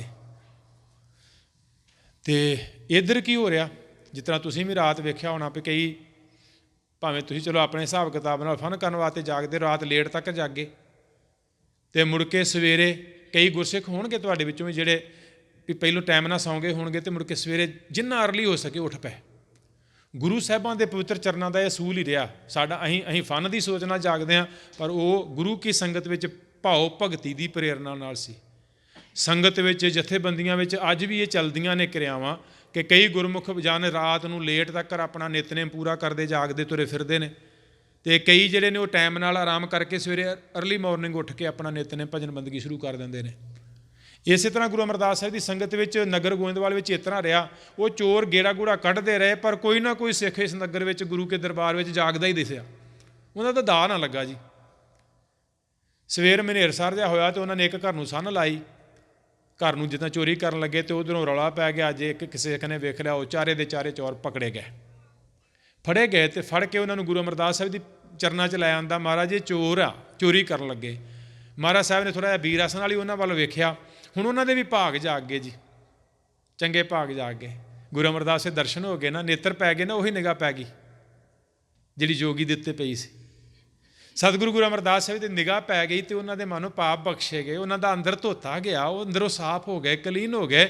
ਹੱਥ ਜੋੜ ਕੇ ਨੇਤਰਾਂ ਵਿੱਚੋਂ ਵੈਰਾਗ ਦਾ ਹੰਝੂ ਕੇਰਦੇ ਹੋਏ ਅਰਦਾਸ ਕਰਦੇ, ਦਾਤਾ ਸਾਨੂੰ ਸਾਡੇ ਕੀਤੇ ਗੁਨਾਹ ਦੀ ਸਜ਼ਾ ਜਿਹੜੀ ਮਰਜ਼ੀ ਦੇ ਲਾ, ਪਰ ਇਸ ਗੁਨਾਹ ਦੀ ਸਜ਼ਾ ਦੇਣ ਤੋਂ ਪਹਿਲੋਂ ਜਿਹੜਾ ਇੱਕ ਪਾਪ ਤੇਰੇ ਸਿੱਖ ਨਾਲ ਰਾਤ ਦਾ ਕਰਕੇ ਆਇਆ, ਕਿਰਪਾ ਕਰਕੇ ਪਹਿਲੋਂ ਉਹ ਸਾਂਭ ਲਾ। ਮੇਰਾ ਕਹਿੰਦੇ ਕੀ? ਕਹਿਣ ਲੱਗੇ ਅਸੀਂ ਤੇਰਾ ਇੱਕ ਜਲ ਵਿੱਚ ਜਲ ਪਾਣੀ ਪ੍ਰਸ਼ਾਦਾ ਜਿਹੜਾ ਪ੍ਰਵਾਹ ਕਰਨ ਗਿਆ ਸੀ, ਇਸਨੂੰ ਦੱਬ ਕੇ ਆਏ ਮਿੱਟੀ 'ਚ, ਜਾ ਉਹਨੂੰ ਕਢਾ ਲਾ। ਇਤਿਹਾਸ ਜ਼ਿਕਰ ਕਰਦਾ ਜਿਸ ਤਰ੍ਹਾਂ ਪੰਜਵੇਂ ਪਾਤਸ਼ਾਹ ਭਾਈ ਮੰਝ ਨੂੰ ਕੱਢਣ ਵਾਸਤੇ ਬਿਨਾਂ ਜੋੜੇ ਤੋਂ ਭੱਜ ਕੇ ਗਏ ਸਨ, ਇਸੇ ਤਰ੍ਹਾਂ ਤਾਂ ਗੁਰੂ ਅਮਰਦਾਸ ਸਾਹਿਬ ਜੀ ਵੀ ਭੱਜ ਕੇ ਗਏ ਨੇ ਉੱਥੇ ਆਪਣੇ ਸਿੱਖ ਨੂੰ ਕੱਢਣ ਵਾਸਤੇ। ਸਿੱਖ ਨੂੰ ਉੱਥੋਂ ਪੁੱਟੇ ਦੱਬੇ ਹੋਏ ਨੂੰ ਕੱਢਿਆ, ਕੱਢ ਕੇ ਲਿਆਂਦਾ, ਸਾਹਮਣੇ ਖੜੇ ਹੋਏ ਕਿ ਨੂੰ ਪੁੱਛਿਆ। ਕਹਿਣ ਲੱਗੇ ਸਿੱਖਾ ਭਾਈ ਮਹਿੰਗਿਆ, ਇਹਨਾਂ ਨੇ ਤੇਰੇ ਨਾਲ ਇੰਨਾ ਜ਼ੁਲਮ ਕੀਤਾ, ਦੱਸ ਇਹਨਾਂ ਨੂੰ ਕੀ ਸਜ਼ਾ ਦਈਏ ਚੋਰਾਂ ਨੂੰ? ਭਾਈ ਮਹਿੰਗਾ ਜੀ ਚੁੱਪ ਨੇ। ਦੂਜੀ ਵਾਰ ਪੁੱਛਿਆ, ਤੀਜੀ ਵਾਰ ਪੁੱਛਿਆ। ਮਹਾਰਾਜ ਨੇ ਵਾਰ-ਵਾਰ ਬਚਨ ਕਰਨ ਤੋਂ ਜਦੋਂ ਕਿਹਾ ਨਾ ਵੀ ਦੱਸ ਸਿੱਖਾ ਕੀ ਇਹਨਾਂ ਨੂੰ ਸਜ਼ਾ ਮਿਲਣੀ ਚਾਹੀਦੀ, ਇਹਨਾਂ ਨੇ ਤੇਰੇ ਨਾਲ ਧੱਕਾ ਕੀਤਾ ਆ, ਤੇਰੇ ਨਾਲ ਜ਼ੁਲਮ ਕੀਤਾ ਆ। ਹੱਥ ਜੋੜ ਕੇ ਬੈਰਾਗ ਨਾਲ ਬੇਨਤੀ ਕੀਤੀ, ਦਾਤਾ ਜੇ ਤਰਸ ਦੇ ਘਰ ਵਿੱਚ ਆਏ ਹੋ ਅਤੇ ਇਹਨਾਂ ਨੇ ਭਲਾ ਮੇਰੇ ਨਾਲ ਜ਼ੁਲਮ ਕਿਉਂ ਕੀਤਾ ਆ? ਕਿਉਂਕਿ ਇਹਨਾਂ ਨੇ ਚੋਰੀ ਕਰਨੀ ਸੀ। ਅਤੇ ਚੋਰੀ ਇਹਨਾਂ ਨੇ ਕਿਉਂ ਕਰਨੀ ਸੀ? ਕਿਉਂਕਿ ਇਹਨਾਂ ਦੇ ਘਰ ਦਾ ਗੁਜ਼ਾਰਾ ਨਹੀਂ ਚੱਲਦਾ। ਅਤੇ ਗੁਜ਼ਾਰਾ ਕਿਉਂ ਨਹੀਂ ਚੱਲਦਾ? ਕਿਉਂਕਿ ਇਹਨਾਂ ਦੇ ਘਰ ਗਰੀਬੀ ਆ। ਜੇ ਕਿਰਪਾ ਦੇ ਘਰ ਵਿੱਚ ਆਇਓ ਤਾਂ ਇਹਨਾਂ ਦੇ ਘਰ ਦੀ ਗਰੀਬੀ ਚੁੱਕ ਦਿਓ, ਇਹਨਾਂ ਦੀ ਗਰੀਬੀ ਖਤਮ ਕਰ ਦਿਓ, ਇਹਨਾਂ ਨੂੰ ਮਾਇਆ ਦੇ ਖੁੱਲ੍ਹੇ ਗੱਫੇ ਬਖਸ਼ ਦਿਓ। ਧੰਨ ਗੁਰੂ ਅਮਰਦਾਸ ਸਾਹਿਬ ਨੇ ਉਸ ਵੇਲੇ ਭਾਈ ਮਹਿੰਗੇ ਨੂੰ ਕਹਿੰਦੇ ਆਪਣੀ ਗਲਵੱਕੜੀ 'ਚ ਲੈ ਕੇ ਕਿਹਾ ਸੀ, ਭਾਈ ਮਹਿੰਗਿਆ ਵਾਕਿਆ ਤੇਰਾ ਨਾਂ ਨਹੀਂ ਮਹਿੰਗਾ, ਤੂੰ ਮਹਿੰਗੀ ਸਿੱਖੀ ਵੀ ਖਰੀਦ ਲਈ। ਇਸ ਤਰ੍ਹਾਂ ਗੁਰੂ ਅਮਰਦਾਸ ਜੀ ਦੇ ਦਰਬਾਰ ਵਿੱਚ ਕੌਤਕ ਹੁੰਦੇ ਰਹੇ ਨੇ, ਪਰ ਮਾਇਆ ਜਿਹੜੀ ਸੀ ਨਾ ਉਹ ਦਰਵਾਜ਼ੇ 'ਚ ਖੜੀ ਰਹਿੰਦੀ ਸੀ। ਮਹਾਰਾਜ ਜੀ ਜਿੰਨੀ ਜ਼ਰੂਰਤ ਸੀ ਉਨੀ ਪ੍ਰਵਾਨ ਕਰਦੇ ਸੀ, ਜ਼ਿਆਦਾ ਨਹੀਂ। ਅਤੇ ਗੁਰੂ ਰਾਮਦਾਸ ਸਾਹਿਬ ਜੀ ਵਾਸਤੇ ਸ੍ਰੀ ਗੁਰਦੇਵ ਇਹ ਕਿਹਾ ਹੈ, ਕਿਉਂਕਿ ਗੁਰੂ ਰਾਮਦਾਸ ਸਾਹਿਬ ਸੱਚੇ ਪਾਤਸ਼ਾਹ ਨੇ ਇਸ ਮਾਇਆ ਨੂੰ ਆਪਣੇ ਅੰਦਰ ਐਂਟਰੀ ਦੇ ਦਿੱਤੀ ਆ। ਕਿਉਂਕਿ ਗੁਰੂ ਰਾਮਦਾਸ ਸਾਹਿਬ ਦੇ ਪਵਿੱਤਰ ਦਰਬਾਰ ਦੀਆਂ ਸੇਵਾਵਾਂ, ਜਿਹੜੇ ਅੰਮ੍ਰਿਤ ਸਰੋਵਰ ਦੀਆਂ ਸੇਵਾਵਾਂ ਗੁਰੂ ਰਾਮਦਾਸ ਸਾਹਿਬ ਜੀ ਆਰੰਭ ਕਰ ਗਏ, ਅਤੇ ਗੁਰੂ ਅਰਜਨ ਦੇਵ ਸਾਹਿਬ ਸੱਚੇ ਪਾਤਸ਼ਾਹ ਨੇ ਉਹ ਸਰੋਵਰ ਦੀ ਸੇਵਾ ਤੋਂ ਬਾਅਦ ਨਾਲ ਹਰਿਮੰਦਰ ਸਾਹਿਬ ਜੀ ਦੀ, ਦਰਬਾਰ ਸਾਹਿਬ ਜੀ ਦੀ ਸੇਵਾ ਇਤਿਆਦਿਕ ਹੋਰ ਬਾਕੀ 5 ਸਰੋਵਰ ਸਾਹਿਬ ਸਾਰੀਆਂ ਸੇਵਾਵਾਂ ਗੁਰੂ ਅਰਜਨ ਦੇਵ ਸਾਹਿਬ ਨੇ ਕੀਤੀਆਂ। ਇਸ ਕਰਕੇ ਸ੍ਰੀ ਅੱਖਰ ਮਾਇਆ ਨੂੰ ਅਪਣਾ ਕੇ ਉਹਨੂੰ ਸਫਲ ਕਰਨ ਵਾਲੇ ਧੰਨ ਗੁਰੂ ਰਾਮਦਾਸ ਸਾਹਿਬ ਦੇ ਚਰਨਾਂ 'ਚ ਨਮਸਕਾਰ ਆ, ਮੱਥਾ ਟੇਕਦੇ ਨੇ ਧੰਨ ਗੁਰੂ ਅਰਜਨ ਦੇਵ ਸਾਹਿਬ ਜੀ। ਇਸ ਬਾਣੀ ਨੂੰ ਜਿੱਦਾਂ ਆਪਾਂ ਪਹਿਲੋਂ ਵਚਨ ਕੀਤਾ ਵੀ ਲੰਬੀ ਬਾਣੀ ਹੈ, 24 ਅਸ਼ਟਪਦੀਆਂ ਨੇ, ਅਤੇ 24 ਅਸ਼ਟਪਦੀਆਂ ਦੇ ਵਿੱਚ ਸਾਰੀ ਵਿੱਚ ਤੁਸੀਂ ਵੇਖੋ ਜੀ ਇੱਕ ਰਹਾਓ ਹੈ। ਰਹਾਓ ਦੀ ਪੰਕਤੀ ਇੱਕੋ ਥਾਂ ਆਉਂਦੀ ਹੈ। ਬਹੁਤੀਆਂ ਬਾਣੀਆਂ ਵਿੱਚ ਇਸ ਤਰ੍ਹਾਂ ਹੋਏਗਾ, ਸਿੱਧ ਗੋਸ਼ਟ ਵਿੱਚ ਹੀ ਆਏਗਾ, 52 ਅੱਖਰੀ ਵਾਹਿਗੁਰੂ ਦੱਖਣੀ ਓਂਕਾਰ ਵਿੱਚ ਵੀ ਆਏਗਾ, 52 ਅੱਖਰੀ ਵਿੱਚ ਵੀ ਇੱਕੋ ਹੀ ਪਹਿਲੀ ਪੌੜੀ ਤੋਂ ਅੱਗੇ ਰਹਾਓ ਦੀਆਂ ਪੰਕਤੀਆਂ ਆਉਂਦੀਆਂ ਨੇ। ਜਦੋਂ ਆਪਾਂ ਸ਼ਬਦ ਪੜ੍ਹਦੇ ਹਾਂ ਨਾ, ਜੇ ਕੀਰਤਨ ਕਰਦੇ ਹਾਂ, ਉਸ ਵੇਲੇ ਵੀ ਕੀਰਤਨ ਦੇ ਵਿੱਚ ਜਦੋਂ ਸ਼ਬਦ ਪੜ੍ਹਨਾ ਤਾਂ ਸ਼ਬਦ ਦੇ ਵਿੱਚ ਰਹਾਓ ਦੀ ਪੰਕਤੀ ਹੁੰਦੀ ਹੈ। ਰਹਾਓ ਦਾ ਅਰਥ ਹੁੰਦਾ ਆ ਸਾਰੇ ਸ਼ਬਦ ਦਾ ਸਾਰ ਸਿਧਾਂਤ, ਅਤੇ ਕੀਰਤਨੀਆਂ ਵਾਸਤੇ ਖਾਸ ਕਰਕੇ ਤਕਰੀਬਨ ਇਹ ਹਦਾਇਤ ਆ। ਹਾਂ, ਕਿਸੇ ਕਿਸੇ ਸ਼ਬਦ ਵਿੱਚ ਆਉਂਦਾ ਆ ਵੀ ਉਹ ਕਿਸੇ ਹੋਰ ਪੰਕਤੀ ਨੂੰ ਅਸਥਾਈ ਬਣਾ ਕੇ ਗਾਉਂਦਾ ਹੈ, ਪਰ ਮੁੱਖ ਰੂਪ ਵਿੱਚ ਚਾਹੀਦਾ ਇਹ ਹੁੰਦਾ ਵੀ ਰਹਾਓ ਦੀ ਪੰਕਤੀ ਨੂੰ ਸਥਾਈ ਬਣਾਇਆ ਜਾਏ, ਕਿਉਂਕਿ ਰਹਾਓ ਦੀ ਪੰਕਤੀ ਦੇ ਆਧਾਰ 'ਤੇ ਸਾਰਾ ਸ਼ਬਦ ਉਪਦੇਸ਼ ਹੁੰਦਾ ਹੈ। ਅਤੇ ਕਈਆਂ ਸ਼ਬਦਾਂ ਵਿੱਚ ਇੱਕ ਰਹਾਓ ਹੁੰਦਾ, ਕਈਆਂ ਵਿੱਚ ਰਹਾਓ ਦੂਜਾ ਵੀ ਅੱਗੇ ਜਾ ਕੇ ਆ ਜਾਂਦਾ। ਹੁਣ ਜਿਸ ਤਰ੍ਹਾਂ ਸ਼ਬਦ ਜਾਰੇ ਦੇ ਆਪਾਂ ਸ਼ਬਦ ਪੜ੍ਹਦੇ ਹਾਂ, ਜਿਉ ਡਰਤ ਹੈ ਆਪਣਾ ਕੈਸੋ ਪਰੀ ਕਰੀ ਪੁਕਾਰ, ਉਹ ਸ਼ਬਦ ਨੂੰ ਪੜ੍ਹਦੇ ਹਾਂ, ਉਸ ਸ਼ਬਦ ਦੀਆਂ 4 ਪੌੜੀਆਂ ਨੇ, 4 ਹੀ ਰਹਾਓ ਨੇ ਉਹਦੇ ਵਿੱਚ। ਉਹ ਗੁਰੂ ਸਾਹਿਬ ਦੀ ਮੌਜ ਆ। ਪਰ ਰਹਾਓ ਦਾ ਮਤਲਬ ਹੈ, ਜੇ ਇਹਦੇ ਰਹਾਓ ਦੇ ਅਰਥ ਕਰਨੇ ਹੋਣ ਤਾਂ ਰਹਾਓ ਦਾ ਪਹਿਲਾ ਅਰਥ ਆ ਰੁਕਣਾ, ਟਿਕਾ। ਮਾਨੋ ਸਾਡੀ ਇਸ ਤੇਜ਼ ਰਫ਼ਤਾਰ ਜਾਂਦੀ ਹੋਈ ਜ਼ਿੰਦਗੀ ਨੂੰ ਜਦੋਂ ਅਸੀਂ ਕਿਸੇ ਵੀ ਸ਼ਬਦ ਦਾ ਪਾਠ ਕਰਦੇ ਹਾਂ, ਬਾਣੀ ਦਾ ਪਾਠ ਕਰਦੇ ਹਾਂ, ਅਤੇ ਰਹਾਓ ਦਾ ਅਰਥ ਆ ਵੀ ਸਾਨੂੰ ਮਹਾਰਾਜ ਸੱਚੇ ਪਾਤਸ਼ਾਹ ਕਹਿੰਦੇ ਉਹ ਸਿੱਖਾ ਰੁਕ, ਖਲੋ। ਜਿਵੇਂ ਕਹਿੰਦੇ ਨਾ ਵੀ ਕੋਈ ਭੱਜਾ ਜਾਂਦਾ, ਉਹਨੂੰ ਕੋਈ ਸੁਨੇਹਾ ਦੇਣਾ ਹੋਵੇ ਅਤੇ ਉਹ ਸੁਣਦਾ ਨਹੀਂ ਅਤੇ ਆਵਾਜ਼ ਮਾਰਦਾ ਆ ਮਾਂ ਬਾਪ ਜਾਂ ਵੱਡਾ, ਉਹ ਖੜ੍ਹ 'ਤੇ ਜਾ, ਵੀ ਰੁਕ ਤੇ ਜਾ, ਮੇਰੀ ਗੱਲ ਤੇ ਸੁਣ ਲਾ। ਰਹਾਉ ਦਾ ਅਰਥ ਹੈ ਵੀ ਜੇ ਤੂੰ ਪਾਠ ਕਰਦੇ ਆ ਵੀ ਤੇਰੀ ਸੁਰਤੀ ਬਿਰਤੀ ਭੱਜੀ ਜਾਂਦੀ ਹੈ ਨਾ, ਰੁਕਦੀ ਨਹੀਂ। ਮਹਾਰਾਜ ਇੱਥੇ ਫਿਰ ਤੇਰੇ ਜਿਤਨਾ ਧਿਆਨ ਦਿਵਾਉਣਾ ਚਾਹੁੰਦੇ ਵੀ ਰੁਕ, ਖੜ ਇੱਥੇ, ਸਟਾਪ ਕਰ। ਸਟਾਪ ਕਰਨ ਵਾਸਤੇ ਮਤਲਬ ਹੈ ਵੀ ਰੁਕ, ਖੜ। ਰਹਾਉ ਦਾ ਅਰਥ ਦੂਸਰਾ ਅਰਥ ਕਰਦੇ ਨੇ ਵਿਦਵਾਨ ਬੀਜਣਾ, ਵੀ ਜੋ ਰਹਾਉ ਦਾ ਉਪਦੇਸ਼ ਹੈ ਉਹਨੂੰ ਆਪਣੇ ਹਿਰਦੇ ਦੀ ਧਰਤੀ ਤੇ ਬੀਜ, ਇਹਨੂੰ ਥੱਲੇ ਲੈ ਕੇ ਆਉਣ ਦਾ ਕਰ, ਯਤਨ ਕਰ।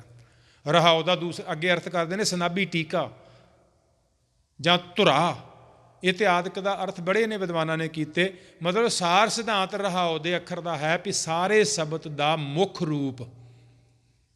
ਹੁਣ ਸੁਖਮਨੀ ਸਾਹਿਬ ਜੀ ਦੀ ਪਵਿੱਤਰ ਬਾਣੀ ਆਰੰਭ ਹੁੰਦੀ ਹੈ ਅਤੇ ਪਹਿਲੀ ਪੌੜੀ ਆਰੰਭ ਹੋ ਕੇ ਜੋ ਪਹਿਲੀ ਪੌੜੀ ਦੀਆਂ 5 ਪੰਕਤੀਆਂ ਦਾ ਉਹ ਸੰਗ੍ਰਹਿ ਪੂਰਾ ਹੁੰਦਾ, ਏਕਾ ਆਉਂਦਾ ਹੈ। ਏਕੇ ਤੋਂ ਅੱਗੇ ਜਾ ਕੇ ਰਹਾਉ ਦੀਆਂ ਪੰਕਤੀਆਂ ਨੇ ਸੁਖਮਨੀ ਸੁਖ ਅੰਮ੍ਰਿਤ ਪ੍ਰਭ ਨਾਮ, ਭਗਤ ਜਨਾ ਕੈ ਮਨ ਬਿਸਰਾਮ।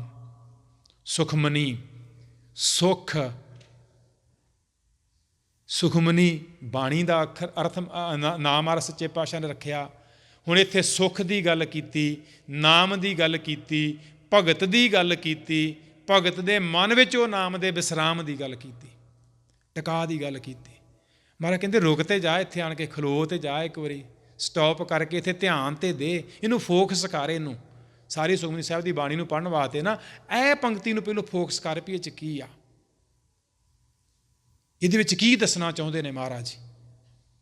ਆਪਾਂ ਰਾਤੀ ਵੀ ਸੁਖਮਨੀ ਸਾਹਿਬ ਦੇ ਵਿੱਚੋਂ ਕੁਝ ਬਚਨ ਆਪਾਂ ਸਾਂਝੇ ਕੀਤੇ ਸੀ।